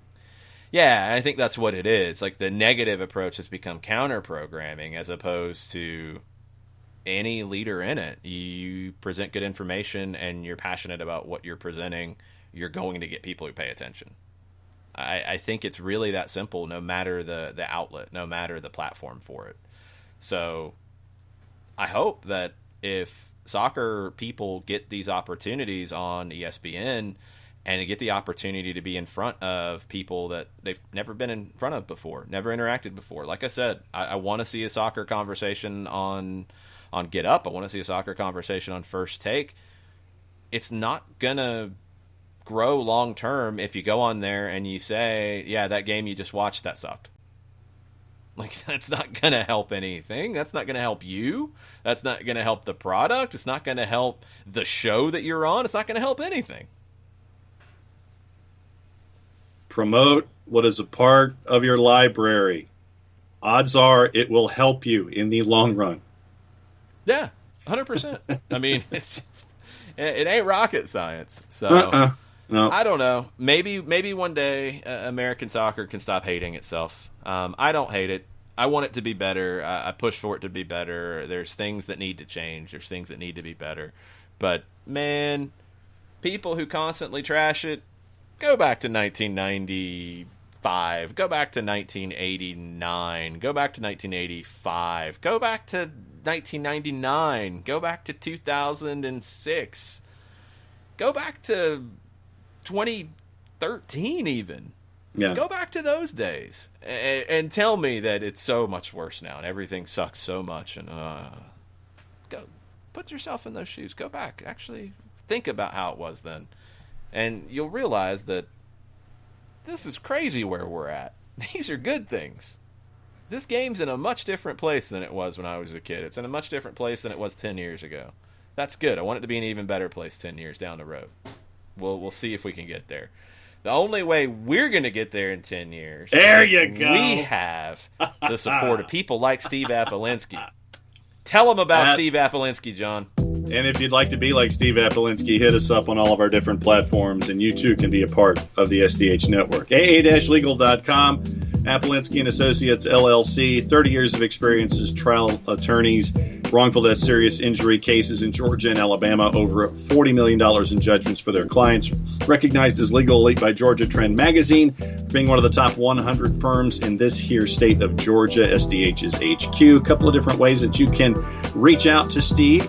If you have questions when it comes to wrongful death and serious injury, go to aa-legal.com. 24/7, 365. There'll be a pop-up window, low right-hand corner. You can have a live chat with someone. It is not Jake from State Farm. So you can ask a question immediately, if not sooner. Get an answer from Apolinsky and Associates. You can also fire Steve an email at steve, S-T-E-V-E, at aa-legal.com. Or what you can also do is give them a buzz and get a free consultation, 404-377 9191. So, a couple different ways to do it. Steve Apolinsky, Apolinsky & Associates, LLC, aa-legal.com. All right, we got a lot of things to get into. Before we get into Twitter, and you guys who are watching on Twitch as well, keep chiming in with comments. We'll get to all that before we wrap up. Stuff around the world. One more about MLS, and I think this is a funny one that Nick Alifi will probably be very happy about. AS in Spain is reporting that Sergio Ramos is going to re-sign with Real Madrid through June of 2022, and then potentially leave for Major League Soccer. He's been linked via rumor to Miami. He'll be 36 at that point. I was going to say, he'll be like 108 when he's out of contract. 36. He's a center back. He's still at a very, very high level right now. 2 years, we'll have to see. You get to this point, it's almost like at 34, 35, 36, you're looking year to year to see when Father Time catches up and smacks you in the back of the head. Mm-hmm. I'd love to see Sergio Ramos in this league. I am not going to lie about it. No. Sergio Ramos as the heel in this league, I'm all in. In Miami with Beckham? Well, if he's going to be in Miami, he's got to have another reality show, and his representation can do it as Kardashian-esque as they want. It can be as manufactured as you want. I liked his reality show. I knew exactly what it was. It was an entertainment product, but I actually liked Sergio Ramos more watching it, so whoever was producing it, they did a good job because I had a better feeling about him afterwards. Do another one of those, blow it up. Yeah, I'm all in on Sergio Ramos coming to this league if he's able to still play at a high level, and that's what it's going to come down to. If he's not, then no, forget it. Yeah, 36 as a center back. Could he give you a year or two? Could he give you 18 months? Because if you sign him in the summer of 22, could he get through the 23 season? Maybe. Right now, yeah, he could give you 18 months right now, no problem. In 2 years, can he give you 18 months? We'll have to see. Germany yesterday talked about Bayern. Lewandowski just keeps scoring goals. It's ridiculous. They're going to the Cup final. They beat Eintracht Frankfurt 2-1. You had a VAR situation that shows you why you have VAR, because the assistant put the flag up, thought a goal was offside. It was not offside. It was awarded after taking a look at it, not going to the monitor. The VARs did their job. They said, nope, incorrect. And then they gave the goal, and then Bayern ended up winning. That's why you have VAR, folks, because that would have been called a no goal in the past with no VAR. Second half, I mean, Bayern was good. They didn't dominate the game. They were good, and they got the job done. So we'll see how it goes forward for the Bundesliga. But Bayern could do the double. They're in position to do that. Italy. Coppa Italia is back on Friday on ESPN Plus. Games Friday, Saturday. It's Juve and Nick Alifi's Milan in that first one on Friday. The Coppa Italia final will be presented by Coca-Cola, and they're a new sponsor on board for the Coppa Italia. They're already a partner of Serie A. They're now the title sponsor of Coppa Italia. That's good, because sponsorships are going to be hard to come by going forward. So for Italy and the Italian Federation and Serie A to get this done with Coca-Cola, very, very good. Spain, back on the field yesterday. Second division, Rayo Vallecano and Albacete. Vallecano won 1-0. It wasn't a full match. It was the second half of a match that kicked off 6 months ago, but was suspended due to offensive chanting, and that was the first time that ever happened in Spain. So nobody in the stands. It was the first game since March. 45 minutes were played. Albacete only had 10 players because Eddie Silvestre had been sent off in the first half. Game started on December 15th, finished on June 10th. That game was abandoned at halftime as the Vallecano fans accused Albacete forward Roman Zozulia of being a Nazi. And that was the first time that a Spanish football match had been called off due to offensive chanting. So nobody in the stands. One of the kind of cool things about it was there are some apartments, I guess, next to the stadium, and the only fans that you saw anywhere around were a father and his young daughter in Vallecano shirts watching the match from their balcony above the stadium. Strong. So Vallecano gets the win. Their fans should probably stop chanting about people being Nazis and getting games suspended. That would be good. I have no understanding if that person is a Nazi or not. Don't know. Game got suspended. League of Ireland is meeting today. We've talked a good bit about what's going on in Ireland, and they are really struggling for money. They're presenting a financial aid package from the Federation, the FAI, and trying to figure out what this is going to look like. Ireland's probably like a lot of leagues in Europe where you have some haves and have-nots. You've got to get everybody on board with this package. It's got to be strong enough to get through playing games behind closed doors for a while, although that's all kind of changing quickly with leagues looking at getting 10% in the building, getting 25% in the building.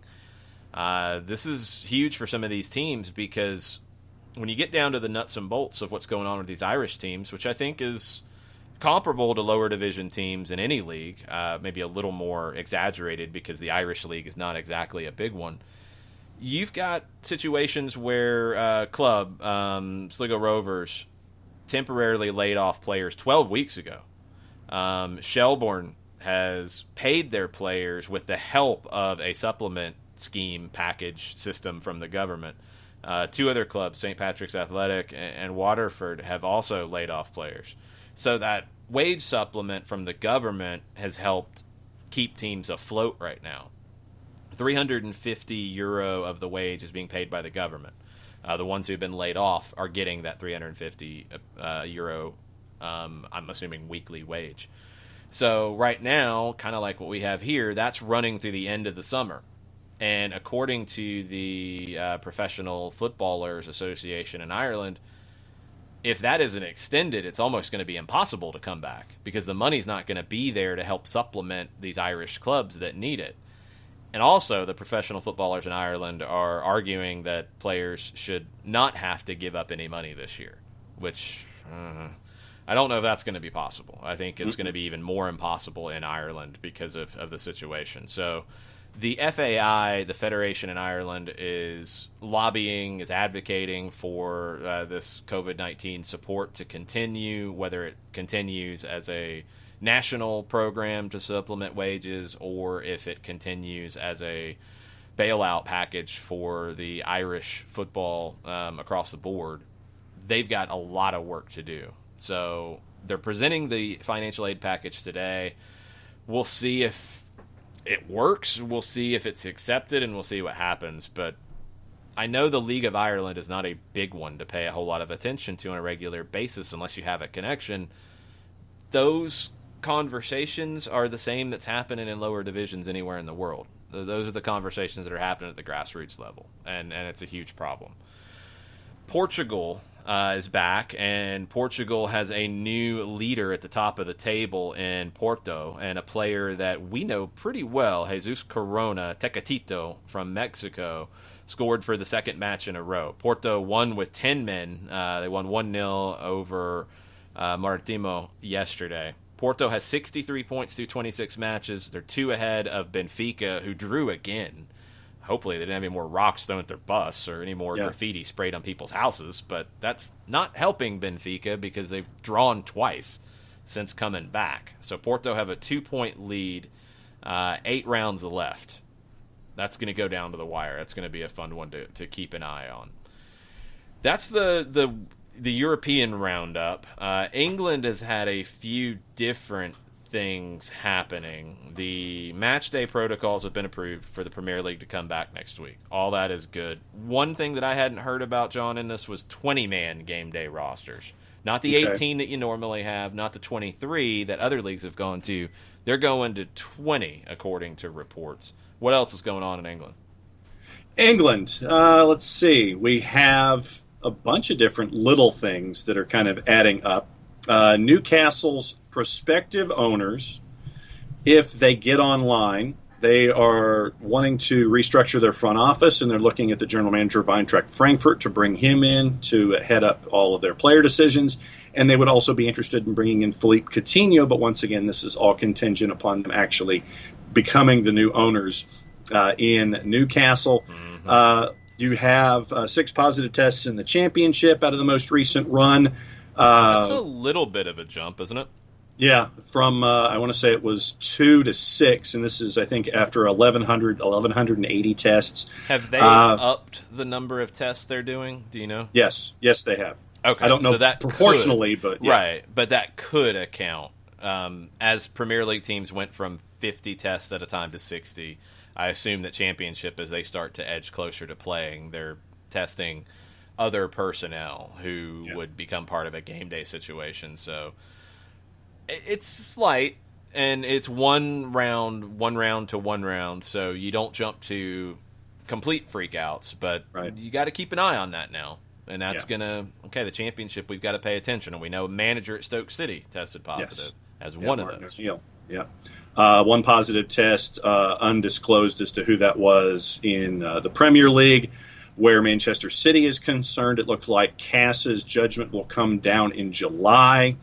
The SPFL is being urged to look at a 14-team premiership in a 14-10-10-10 structure, according to our friends at the Daily Mail. That's a new one, because they had talked about not 4 divisions, but 3.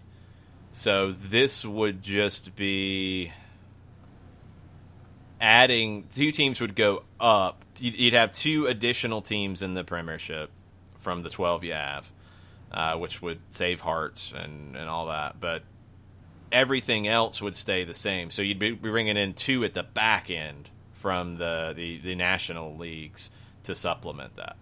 Yep. According to, once again, our friends at the Daily Mail, Stephen McGowan, clubs have also been asked to agree to another extraordinary general meeting called at just 7 days' notice in order to reach a final decision and publish next season's fixtures as soon as possible.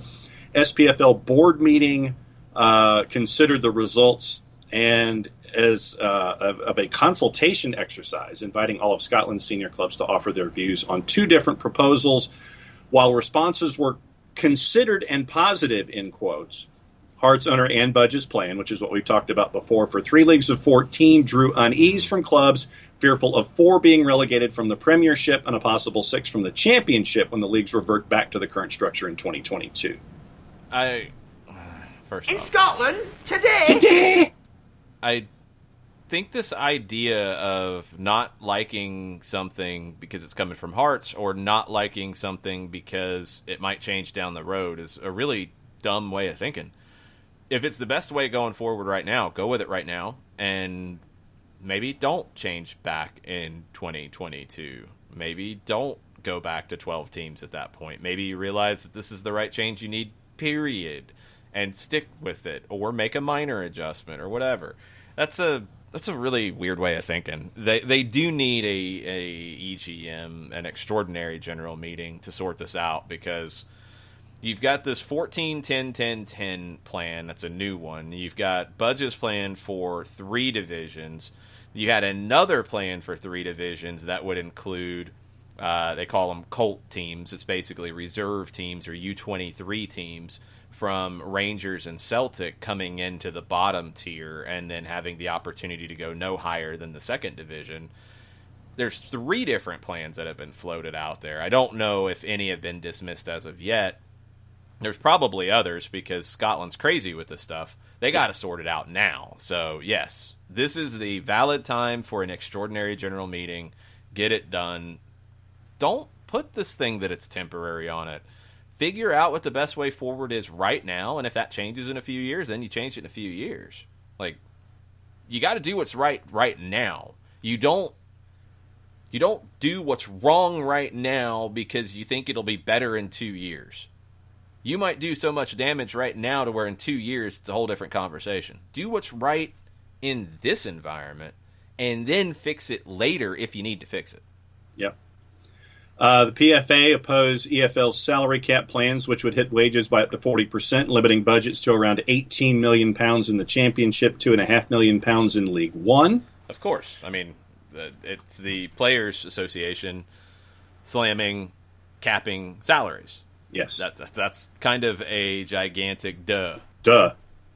Premier League clubs could print Black Lives Matter messages on their jerseys in wake of George Floyd's death as football returns next week, and they also plan on holding a minute's silence before matches next week in honor of the NHS workers who are on the front lines in the fight against coronavirus. FIFA did a good thing by making it abundantly clear that they were not going to stand in the way of any kind of outspoken player right now during the conversations about Black Lives Matter, about protesting police violence. They made it clear. They didn't have it at all hard to understand about they supported the ability to protest. And that was a big move for FIFA because they've never done that before. They've always tried to run from these situations, hide from these situations, fall back on their rules and regulations, and go forward. That's great. That's good for FIFA. Well, they got a whole lot of other things they got to deal with. And this is a story that is coming from the Middle East Eye. Arib Ullah wrote about the situations in Qatar. And look, there's not anything new about the way Qatar handles its employees, and it's, I don't even know if borderline's the right word for it, with slave labor, essentially. Indentured servants, yeah. Yeah, I mean, that's one thing. Well, now the indentured part, where these people are supposed to be being paid, hasn't been happening either. 7 months. According to a report from Amnesty International, workers on a construction project for one of the World Cup stadiums have not been paid for 7 months. The rights group said that at least 100 employees working for Qatar Meta Coats, QMC, have not been paid. Amnesty International said that the workers told them these delays began in 2019. Now, of course, all business has been affected by the coronavirus outbreak, and Qatar is no different. But this stuff started before that, so that's not a full excuse. Some workers were paid part of what was owed to them after Amnesty International raised the issue with FIFA and Qatari authorities. Many are still owed money, according to Amnesty International and according to Middle East Eye. Qatar's Supreme Committee for Delivery and Legacy, that's the body that's tasked with overseeing this construction. They didn't respond to queries from Reuters on whether COVID-19 infections were affecting World Cup workers. COVID-19 has affected the work on the stadiums. It stopped, and then workers who were building one of the stadiums were moved into accommodations in an industrial area, reassigned to a factory that was making aluminum and steel materials bound for the stadium. In the factory, you had an outbreak. There was lockdown measures and put in by the government. So then workers were put back to their quarters, living in cramped rooms, some of them shared by 6 workers. That's not exactly good if you're worried about a viral outbreak. QMC, the company, told Amnesty International when it came to the question about residency permits.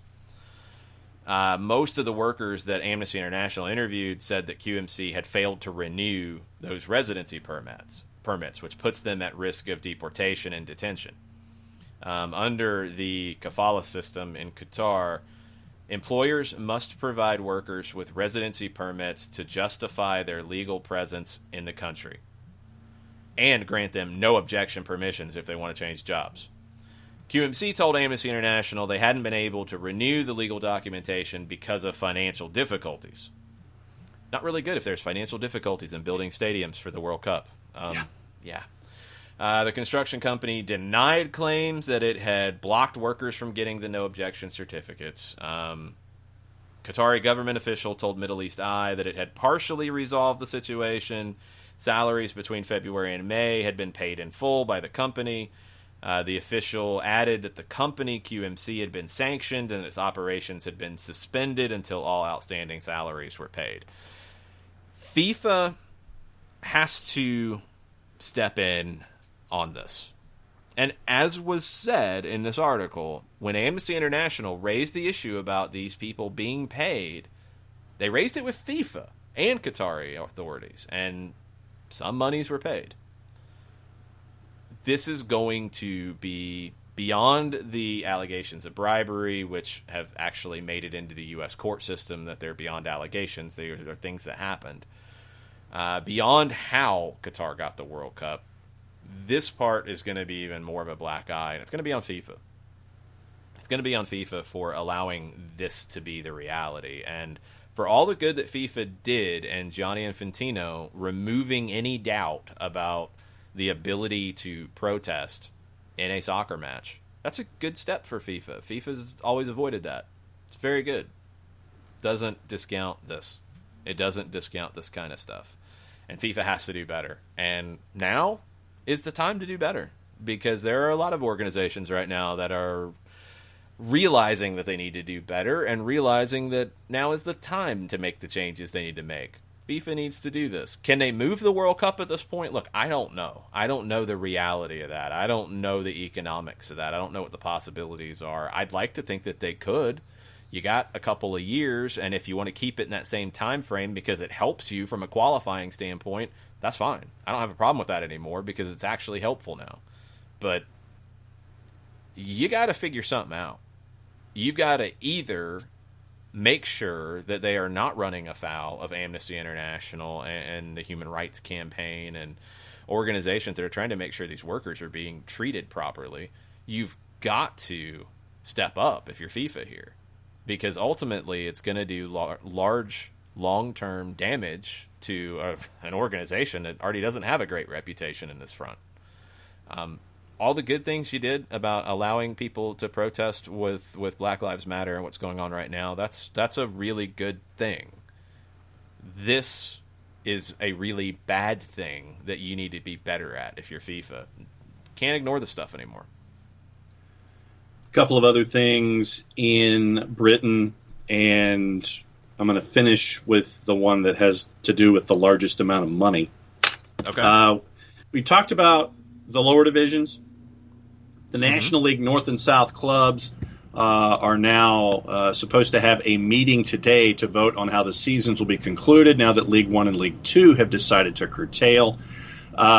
North and South clubs have been told, according to Sky, it's inevitable that the playoffs will not take place less than 24 hours ahead of a vote on how to end the season.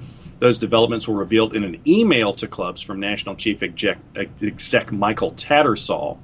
And so now they're trying to figure out the playoff structure for the National League. He says, Tattersall told clubs there was no practical time frame for playoffs before the 2021 campaign, acknowledged that news would land badly with those keen to feature in the promotion matches. So right now we're waiting on the playoff structure for the National League. Other options include promoting the current top two, Barrow and Harrogate Town, to League Two without the need for playoffs. They don't have the money to do playoffs. It's just there's no way they have the money to do playoffs. They're just going to have to promote. There's just no other way around it. They can't have a playoff. A team cannot afford to spend that money without knowing they're going up. They just can't. I mean, you could spend the money to try to go up, and if you lose, you could put yourself out of business. Like, there's no point. Just promote the teams that did best. That's all you can do right now. And if that means maybe they have to share some money with the teams that could have been in a playoff, figure that out. But don't let that get in the way of potentially putting a team out of business if they lose a playoff. Playoffs shouldn't be for survival. Sunday Times, good news from Leicester, where Top Sridivana Prabha has committed to investing on the women's side at Leicester City more than current, so they're going to get a boost financially. So I thought that was really cool. Yeah, that's awesome. The FA posted something earlier, and our friend Jessica Charman questioned them about it, and she absolutely should. They talked about the Lionesses and the growth in the women's game, but the FA didn't want to step up and put some investment into finishing the Women's Super League. It is all related. The FA, if the teams weren't going to do it, if the league wasn't going to do it, if there wasn't going to be the separate solidarity fund that we've seen in some other countries, the FA should have done it because it would be good for the league, and they oversee the Women's Super League. It's the FA Women's Super League. It's not like the Premier League that's separate. The FA needs to step up more. Leicester City stepping up and investing, that's great, and we need more of that. But the FA needs to also do more. The league needs to do more because just like we talked about, championship teams and League One teams and League Two teams and National League teams that are all financially in trouble right now, the same is on the women's game. And they need that investment as well. And the growth from 5 years ago to now in women's soccer in England is massive. And they need to continue to invest right now to continue that growth. The growth there has been faster than it has at any other element of soccer in England. Maybe outside of the Premier League, and that's even debatable if you're getting into percentage points. It's going to need some support. So it can't just be a Leicester doing it. That doesn't fix everything. That's good for Leicester. It's good for the league, but we need more. And the FA needs to be more involved in this. And right now, in the championship, Charlton Athletic has as many league wins in 2020 as they've had owners. So, yay! Yes, exactly. No, after my last Premier League item, I do have a couple little knick-knacky things from around Europe as you went through some countries. Premier League clubs, according to our friends at ESPN, are set to face a $1 billion reduction in their 2019-20 revenues due to the coronavirus pandemic. Research from Deloitte has found. Big stuff out of Deloitte. Yeah, they had a record revenue in the last season, $6.65 million, 5.2 billion pounds. That was from 2018-19. But yeah, it's not going to be the same this year. 7% year-on-year increase last year, and one of the main reasons why was you had more teams that got deeper into Europe. The UEFA distribution was bigger because you had 2 teams in the Champions League final. You had 2 teams in the Europa League final. That's more money from UEFA, so that's going to be more money in revenue across the board. Looking at £1 billion in revenue loss this season, despite the plans to restart. £500 million permanently lost due to match day revenue and rebates on broadcast and commercial deals. The other half, the other £500 million, is basically deferred.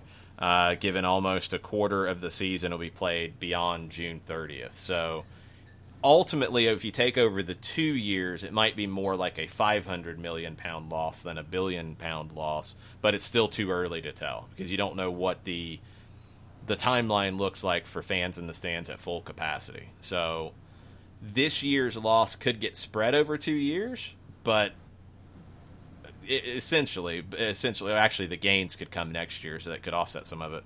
But you could have more losses on top if next season doesn't start with full capacity, which I don't think is going to happen. No, right there with you. Quick run around from other things that I saw in Europe. Women's soccer has gained professional status in Spain. The top 2 women's soccer divisions, according to the Spanish Federation. That was announced yesterday. They said the country's sports council has accepted the change in status for the competitions, which will also be valid for men's and women's futsal. That's courtesy of our friends at Pro Soccer Talk. Did you see, we mentioned Berlusconi yesterday in Monza. Mm-hmm. Did you see who his top 2 targets may be in the offseason? He's crazy. He's crazy. I saw it. Tell people who they are. He's crazy. That's my response. Zlatan and Kaká. Yeah, Kaká's been retired. And Zlatan, okay. I mean, Serie B? Yeah, Zlatan can show up and do whatever. Can it get you through Serie B? Maybe. Berlusconi has a relationship with all these players because he signed them to Milan, in the past. But is Kaká going to come out of retirement and help you in Serie B? Kaká's going to get punted all over the field in Serie B. Like punted, kicked repeatedly, maybe in the face. Serie B is not a fun place to play. Zlatan's going to get beat up like his statue got beat up. I don't know. I'm not buying it. I don't think that's going to work. And did you see Zlatan's quote on the price of football in America in his interview with GQ Italia? Yeah, it's no shock. Of course, Zlatan's kids are able to play at the most expensive clubs in California, and that's the flip side to it. Zlatan said, $3,500 to get in the door or whatever. I have to pay $3,500 per child. It is not for the figure, but for the whole concept. Yeah, it's different. It's a different mentality because of the way the game's grown here, and that does have to be understood. Zlatan doesn't know how soccer developed in this country. It's more than you would pay in other countries. Yeah. Zlatan also could have chosen programs that were not that expensive, but the best charge more money. DA doesn't always charge more money. DA doesn't exist anymore, but we'll see if that continues. DA did work to try to get more clubs that didn't charge.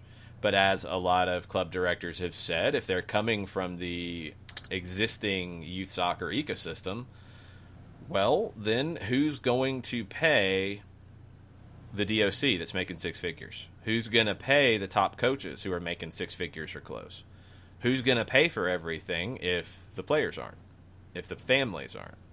Because if you want to have proper coaching, if you want to have proper club run in the right way, professionals have to do that. That's the difference between how soccer is developed in the U.S. compared to other countries. Youth soccer, like the Netherlands, which we talked about earlier this week, the youth game is running through the professional game. So Ajax can commit revenues from professional matches to support developing young players. You're not asking those families to pay like you do here. Although in a lot of cases they do pay something. Not that much, but they pay something. You also have smaller clubs that don't have first division teams that are at the top level, who their whole existence is to develop players, bring them into the first team at a really young age, and sell them because that's how they make their money. But I think the thing that always gets left out of this conversation in the U.S. is those clubs have professional and professionally trained people running them and coaching in those clubs. It's not this idea that get rid of pay to play and then everybody becomes a volunteer and then everything is still at a high level. It can't be. You can't run a high-level professional youth development organization with strictly volunteers. It's impossible. I've worked in the nonprofit world. I know how that goes. If you don't invest in your staff and have professionals, you can't guarantee professional level work. It's just impossible. So the prices to register and play have gone up as the professionalism has gone up. There's no question in that. Has it gone up too much? Yeah, there's bloat. There's absolutely people who are making a lot more money than they should in the youth soccer industry. No question. But there's got to be money coming into it, and there's got to be money going out to people delivering programming to get new certifications, to improve what they do, and all of these things that, look, it costs money. This is a much bigger conversation than just the registration fee that Zlatan's kids paid was very high. It's much deeper than that. I mean, you can't sum that up in, it shouldn't be that much. Okay, then how do you still deliver the same quality programming if you're not bringing in the same amount of revenue? That's the question. Does MLS long-term need to support that more? Their academies, almost across the board, have been free for kids to participate in. It's a small number of kids because you're picking the best of the best. But they're not paying to participate. Does MLS need to find a way to do more? Can they do more? I don't know if they can right now, but can they do more down the road? Can they plan to try to do more? Love to see that. Can the Federation do more? In some ways, yeah. I don't know if the Federation is going to be able to offset that much revenue for every club, but can they offset some of the expenditures that the clubs have in terms of coaching education, in terms of certification, in terms of education? Yeah, I think they can find ways to do that. It's a big picture issue. Zlatan's comment got a lot of people riled up, and end pay to play. Well, then you're going to end a lot of youth soccer organizations. And do you want it that way? Okay, now let's actually have the conversation. It's a complicated one. The game is supported in other countries, and you don't pay that much in other countries because the professional game supports it, whether it is through professional clubs delivering youth soccer programs or it is through players being sold, what have you. Training, compensation fees, all that kind of stuff. You don't have that here yet across the board. So how do you find a hybrid? It's going to take a lot of people coming together to do it. And we'll see if it can get done. It needs to happen. You shouldn't have players excluded from the system because of those costs. And there are people and there are organizations that are out there that are trying to solve that problem. The bigger problem of supporting youth soccer organizations that are delivering good programming and developing players is different. It's a different conversation. And then there's the other conversation, because I think we always talk about the elite players. Zlatan's kids are probably expected to be great players like his dad. What about the kids who are playing for fun? What about the kids who are playing, because they want to play with their friends and they want to play soccer because they like soccer, but they have no chance of being a professional? What about the kids who, the big high school rivalry is the biggest game they ever play in? What about those kids? How do you handle the costs for them to play? There are some reasonable programs that have reasonable registration costs that do contribute to providing the programming that are needed. Nothing wrong with that. It's where it gets out of whack, and you're selling something to some kids about, yes, you're going to become a professional player, you're going to become a Division I player if you come pay thousands of dollars to play here on our 8th tier team. No, stop. That's exploitation. At the top level, there's a conversation about who pays for development. At the bottom level, there's a conversation about making it affordable and fun and growing the game. The middle tier is where it can get really tough, where some families think that their kid can be a professional when that kid's not going to be a professional, and that's okay.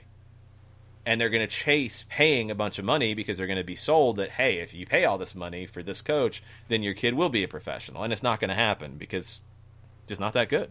And that's okay. That's all right. Not everybody can be a professional in every sport that they love. But these are the questions the Federation has to weigh once they get through all of this other stuff that they are dealing with, which is a lot of stuff.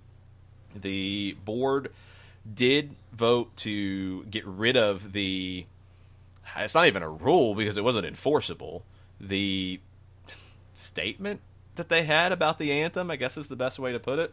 Yeah. It was not a unanimous vote, and as I believe it was Andrew Doss of the New York Times last night said, he said it was a good thing that you had differing viewpoints in the discussion, and I do too. I think it is. Like I said yesterday, I think it's a little bit different conversation for the U.S. Soccer Federation because you're talking about national teams as opposed to club teams and individual, club teams playing in a league. It's a national team. There's a little bit different expectation when you're coming to an anthem in a national team environment. It doesn't mean that they should pass this rule the way that they did because they didn't handle it correctly. They didn't do it right. And obviously there was a lot of pushback on it, and it wasn't enforceable to begin with. I think U.S. Soccer, at least having the discussion, having the conversation, and getting rid of this rule is good. It's a good thing. Now, I think they need to, as we said, you need to engage your players on all of your programs that are at this level. Your men's national team, your women's national team, your Paralympic national team. You need to engage those players, and you need to find the ways to go forward that they want to do in conjunction with the Federation to protest, to advocate, and to try to change. These are things that need to happen now. The Federation needs to move on from something that was heavy-handed and now do something in collaboration. And that's what the next step has to be. Once they can get through all of this kind of stuff, maybe the Federation can actually look at the big picture issues like fixing youth soccer, or at least making it better and eliminating some of the costs, or figuring out other people who can come to the table to help offset some costs. There's a lot of stuff the Federation's got to deal with, but at least they faced one, and it looks like they've handled it pretty well. They haven't made an official announcement yet, but the vote reportedly has been done, and that rule will be removed going forward. A couple of other things before all I have left would be twits and Twitter. Props to the guy who rented the crane in Poland to watch his team yesterday. That's pretty good. Also, if you're a subscriber on LinkedIn, and you are tied to a particular dude, or maybe you can do a search, there are 2 teams that are apparently up for sale on LinkedIn in Portugal. So if They're you're up for sale on LinkedIn, that's not how dude, LinkedIn works. Dude is apparently the broker for these 2 teams, and it looks like one of them might be Braga, because it was mentioned that one of these teams at 15 million euro has been in the Europa League 3 of the last 5 years. I think that's Braga, and then there's another one that's a lower division club. So yeah, if you're on LinkedIn, check it out. Okay, well, they just announced it as we were talking about it. U.S. Soccer Board of Directors votes to repeal policy, the national anthem policy. This is really poorly written headline.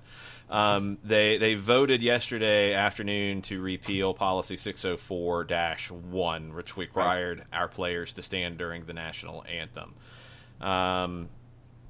First statement was, U.S. Soccer affirms Black Lives Matter, and we support the fight against racial injustices. They said, we have not done enough to listen, especially to our players, to understand and acknowledge the very real and meaningful experiences of black and other minority communities in our country.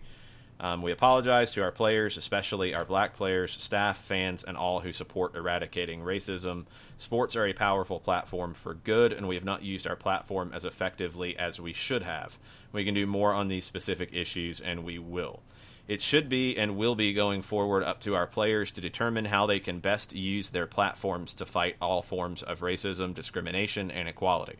We are here for our players and are ready to support them in elevating their efforts to achieve social justice. We cannot change the past, but we can make a difference in the future. We are committed to this change effort, and we will be implementing supporting actions in the near future. They need to implement supporting actions in the very near future. Don't leave it to a statement. Like, get things done. They did say specifically that the policy was put in place after Megan Rapinoe kneeled in solidarity with the peaceful protest inspired by Colin Kaepernick, who was protesting police brutality and the systematic oppression of black people and people of color in America. So they didn't hide from that part. They did what they needed to do. I mean, it wasn't handled well to begin with, and they had a debate about it. That's good. And now they need to do more, because statements are good. Action is more important. And now we see what they do.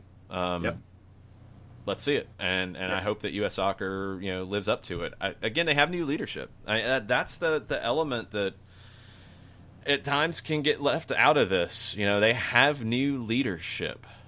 They have new people calling shots here.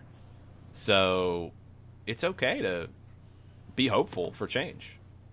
So now they have to live up to it. And Cindy Parlow-Cone has got a lot to do, but she's knocking things out, list by list, check by check, and hopefully she can continue to do it.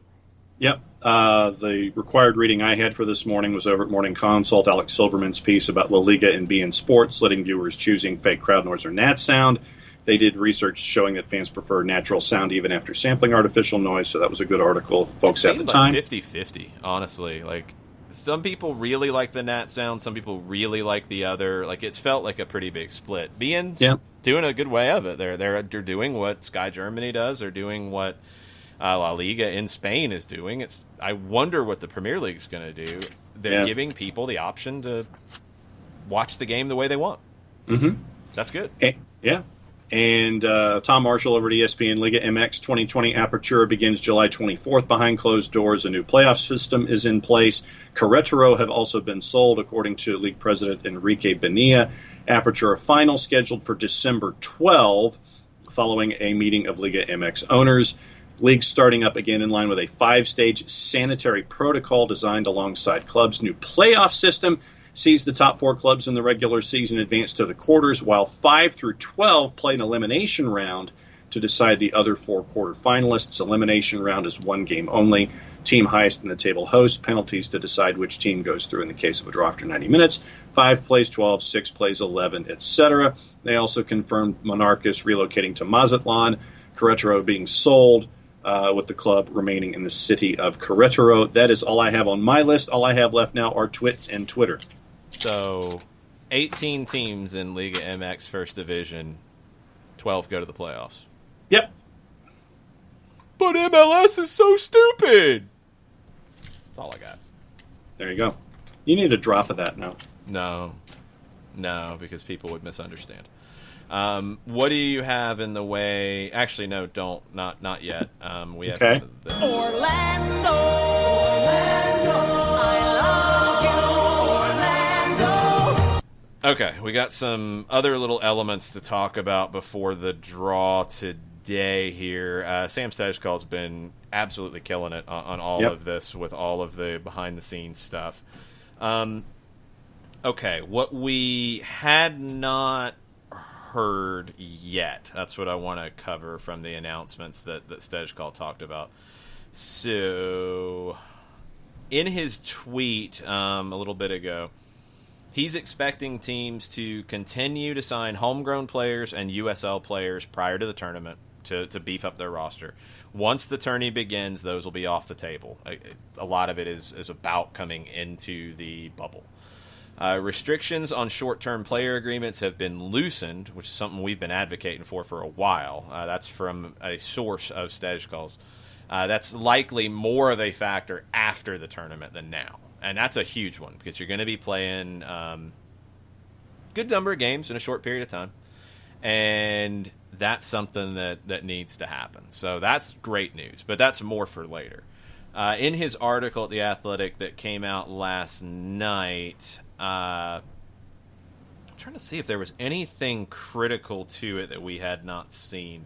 A little bit more talk about the broadcast stuff and talking about mic'd up players and coaches, new camera angles, virtual fan involvement, etc. As we've mentioned, Garber said that one of their broadcast partners was very excited about the 9 a.m. kickoffs, and I'm assuming that's ESPN, but maybe it's not. Maybe it's somebody else. I want to see what they do with that. Some questions that are still there. Don't know how the tie-breaking is going to go in the group stage. I'm with Stejkal. I think it's probably going to be the standard tie-breaking that MLS uses. Wins being first, goal differential second, goals scored third. That's how it typically goes. I don't think they'll deviate from that. The $1.1 million purse hasn't been clear how it's divided up. One source said that it's expected the MLSPA will make a recommendation today about how they want it divided up. The winning team will likely receive, quote, a couple $100,000 to be divided among players and first-team staff. The Players Union is expected to recommend that the standard win bonus, which is $14,000 per team, be in place for all the group stage matches. Each team that advances to each individual knockout round would get an increasing amount. So, roughly, if you do it by wins, $14,000 per win in the group stage. So every game would have $14,000 on it in the group stage. Then it goes up in each level with the championship match having a couple $100,000 on it. Okay. Put as much as you can to that championship match. I really want that to be marketed like this is a game-changing amount of money if you win this game. Since, that MLS is not going to take this seriously and teams aren't going to take this seriously, it doesn't mean anything and all that, well, let's put some cash on it. Mm-hmm. Let's put some cash on it and change that. How about that? There you go. I have twits and Twitter. What do you have? What twits do we have? Oh, no, hold on. Actually, there's something that you missed about England that is shocking that you missed it. There will be somebody very famous in the crowd when Northampton Town takes on Cheltenham in the League Two playoffs. Saw this. Shaquille O'Neal. His image will be on a cardboard cutout because Northampton Town are doing what a lot of teams are doing. And he is a business associate of the Cobblers chairman, Kelvin Thomas. And has been vocal in being a Northampton Town fan. I miss Love that. Northampton Town. That's awesome. Good for Shaq. Put Krispy Kreme on the front of those shirts. Come on, let's do it. I'll buy one. See? Oh, man. Could you... Well, Shaq owns like 100 different restaurants and places and franchises, so pick one. Put the General on the front? Man, would I buy one with the General? I think I might, actually, because that'd be kind of good. So, Shaq, pick it. You want to put the General, you want to put Krispy Kreme on the front of the Northampton Town shirt? Krispy Kreme, I would get. I would get the Krispy Kreme. Get it. Let's do this. Let's make Northampton Town everybody's favorite team in this area. Come on, Shaq. Let's do it. Oh, that'd be fantastic. God, oh yeah, Krispy Kreme. And well, see, and then on match days at Northampton Town, you have the neon sign flashing, like at Krispy Kreme's. Yeah, you only do that after a goal. Oh, after a goal instead of match day now. You sit there. No, that's too much. That's too cheesy. They don't understand that. You do it after a goal, and then you offer hot donuts. Oh, see, that'd be great. After goals are scored, hot donuts out. That'd be you awesome. You get hot donuts. You get the fresh glazed donuts. That'd be perfect. Oh, that'd be awesome. All right, Tofka's been on a roll this morning on Twitter. All right. So, all right. So, save Kefsi's name for the tournament until the end of this. Well, it wasn't a name. It was just a comment. The hashtag. It wasn't a hashtag. It was just a comment. Then save the comment because Tofka has hashtags. We got it. Okay. What are the hashtags? Okay. Happiest sport on Earth Cup. It's too long of a hashtag. The most magical sport on Earth Cup. Once again, too long. Too long of a hashtag. The Magic Kickdom Cup. That's too cheesy. Heal the World Cup.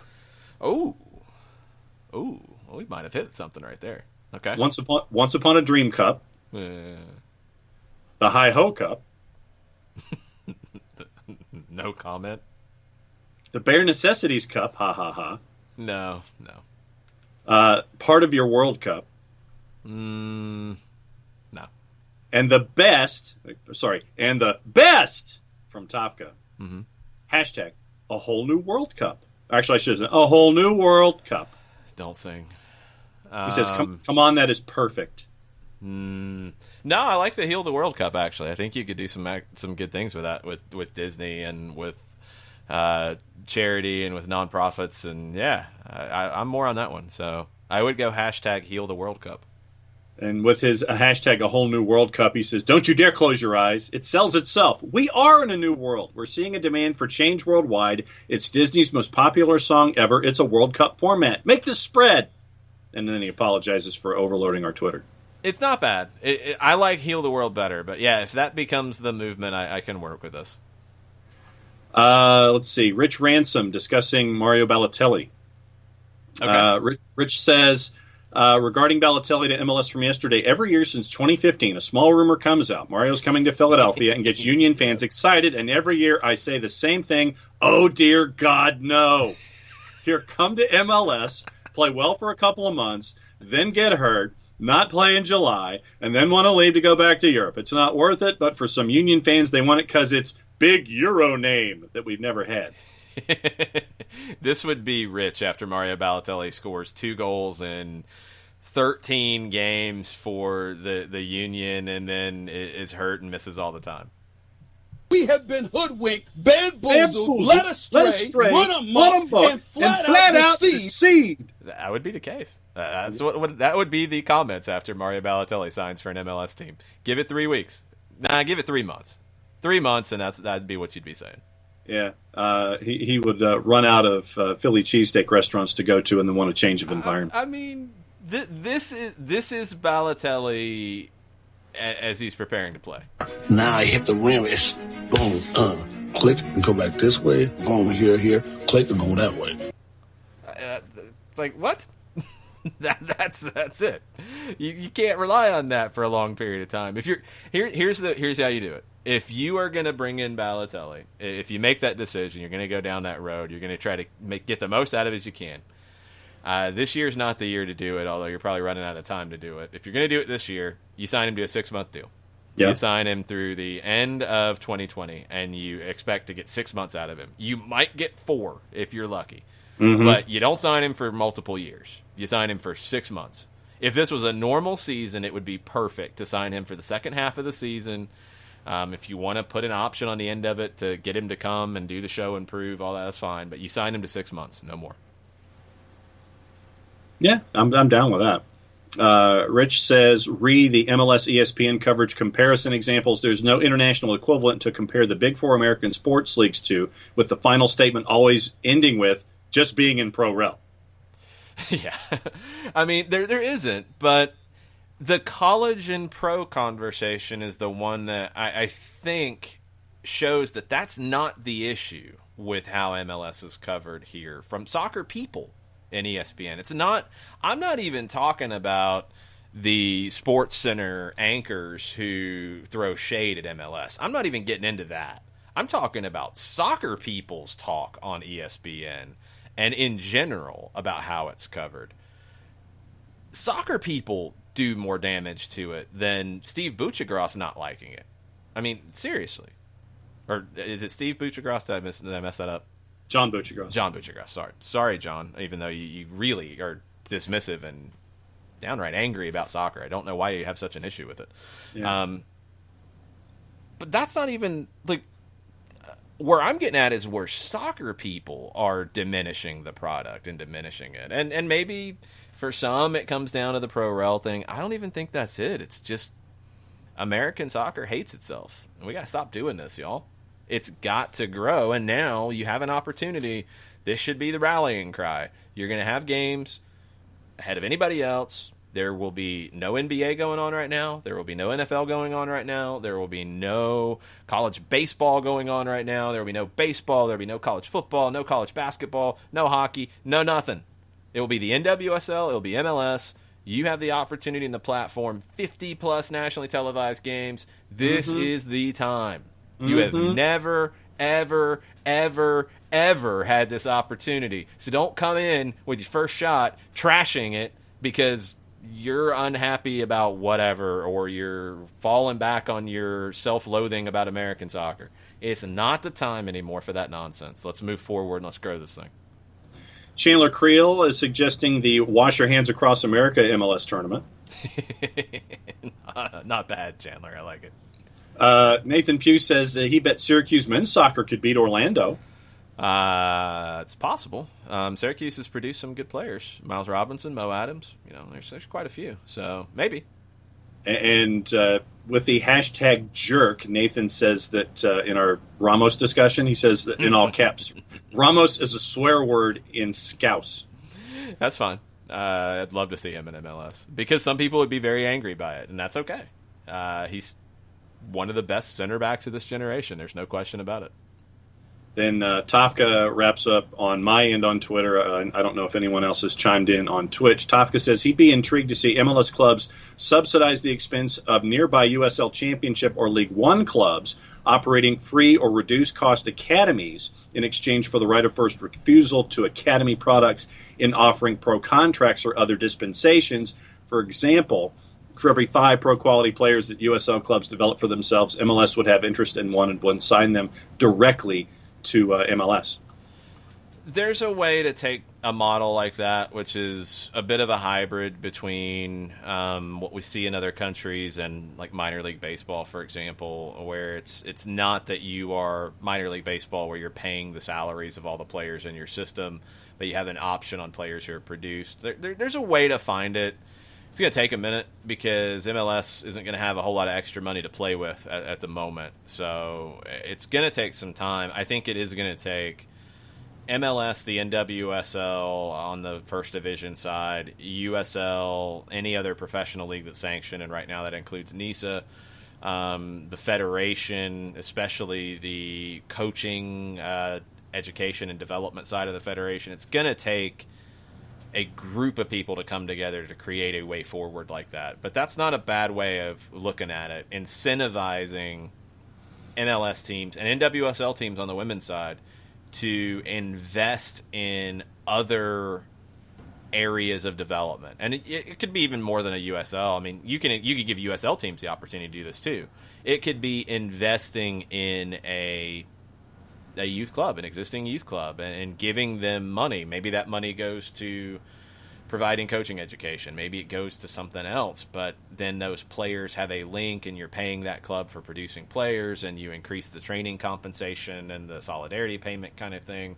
I mean, the Dutch are doing that all the way down to 11-year-olds. They've created their own internal system for this on top of what FIFA's is. Maybe that's what the U.S. needs to look at. I don't know the answer. It's going to take a whole lot of people to come together to find a way forward.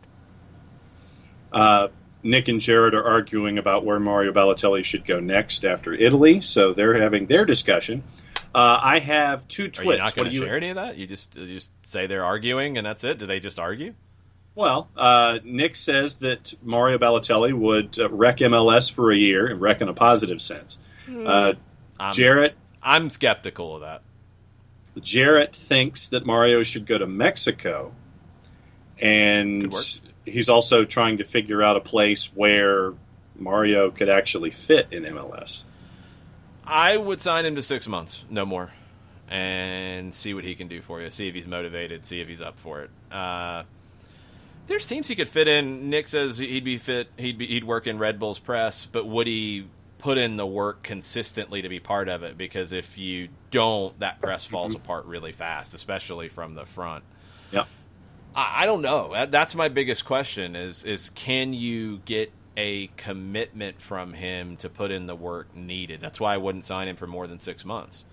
And I would assume that there's probably some club in either Brazil who's been linked to Mario for quite a while, or Mexico or elsewhere that would pony up big money to give him a 2-year deal, and he'd take the money because, I mean, a 6-month deal versus a 2-year deal, duh. But I don't feel comfortable committing to him for more than 6 months because I just don't know what he would actually do for more than 6 months. Yep. My two twits for today. Okay. And first one is a resolution of an old twit story. Dele Alli's been suspended for a match by the FA over the post on social media about coronavirus back from February, where he joked about the outbreak and appeared to mock an Asian man. This is from our friends at the BBC. He's also been fined £50,000, ordered to undertake an education course. He will miss the Spurs match at home to Manchester United on 19 June. If you don't recall, the video posted by Ali showed him wearing a face mask in an airport lounge before moving the camera to show a man of Asian appearance and then zooming in on a bottle of antiseptic hand wash. In his hearing, Dele Alli said that he had, quote, very quickly realized the video may have the potential to cause upset and deleted it before catching his flight. However, he said he had been betrayed by a friend who sold the video on his private account to the media. Don't be stupid. Don't be stupid. Other twit. La Liga president Javier Tebas has warned players could be forced to quarantine after Barcelona's Nelson Semedo breached La Liga protocol by attending a gathering of more than 20 people earlier this week at the Casanova Beach Club in Castelldefels. Semedo was not allowed to train on Thursday. We'll have to wait for the results of the latest round of coronavirus testing to come back before being given the green light to return to training with his teammates. Don't be stupid. So there you go. Those are the two twits I had on the board today. Don't be stupid. Don't be stupid. That's it. Just don't be stupid. Yeah. Lots of stuff. It's been a busy day. It's going to be a busy rest of the day. 3:30 is the draw for the what was Tafka's favorite one? Wasn't it? Oh crap! Come on. It wasn't the whole New World, but the Heal the World Cup. No, there was one that he liked better. Oh, a whole New World Cup was the one that he. Yeah. That's his vote, so we'll go with that for now. We'll see if it sticks. We'll try it, Tosca. The whole New World Cup today, the draw, 3:30. It is a complete blind draw after the seeded teams, so who knows what's going to happen with these groups. We'll see. There was a question from Bartimus Prime earlier about is it beneficial to be in the 6-team group? I don't think so. I think it's just all about who you get. Yeah. The 6-team group, I want to see how they do the schedule because you're not playing everybody in the group, obviously. So it's all going to be about how things fall in the draw. You could be in a 4-team group and it could suck. You could be in the 6-team group and your part of the schedule could suck. There's just no way to know until we see. You could have a group of death. You could have an easy draw. It's just, whatever it looks like. The 6-team group brings questions about where you get slotted because of how the schedule falls. That's the big part of it. So it doesn't really make a difference. It's all about the draw. 3:30, YouTube and all of MLS's social media channels to watch that. 7 o'clock tonight, Mike Conti and I will break everything down on a special edition of Stoppage Time. We'll talk about it from the Atlanta United perspective. We'll give you some picks, some teams to watch, some interesting matchups to see how they go. That'll be at 7, facebook.com/929thegame. So, Thanks for hanging out with us. We appreciate it. We went rather long today. If you made it the whole way, you deserve a gold star. You can put it on your shirt. Thank you for hanging out with us. We'll be back tomorrow. Watch Stoppage Time tonight. We'll talk about everything tomorrow. Mucha plata, y'all. Mucha plata, y'all.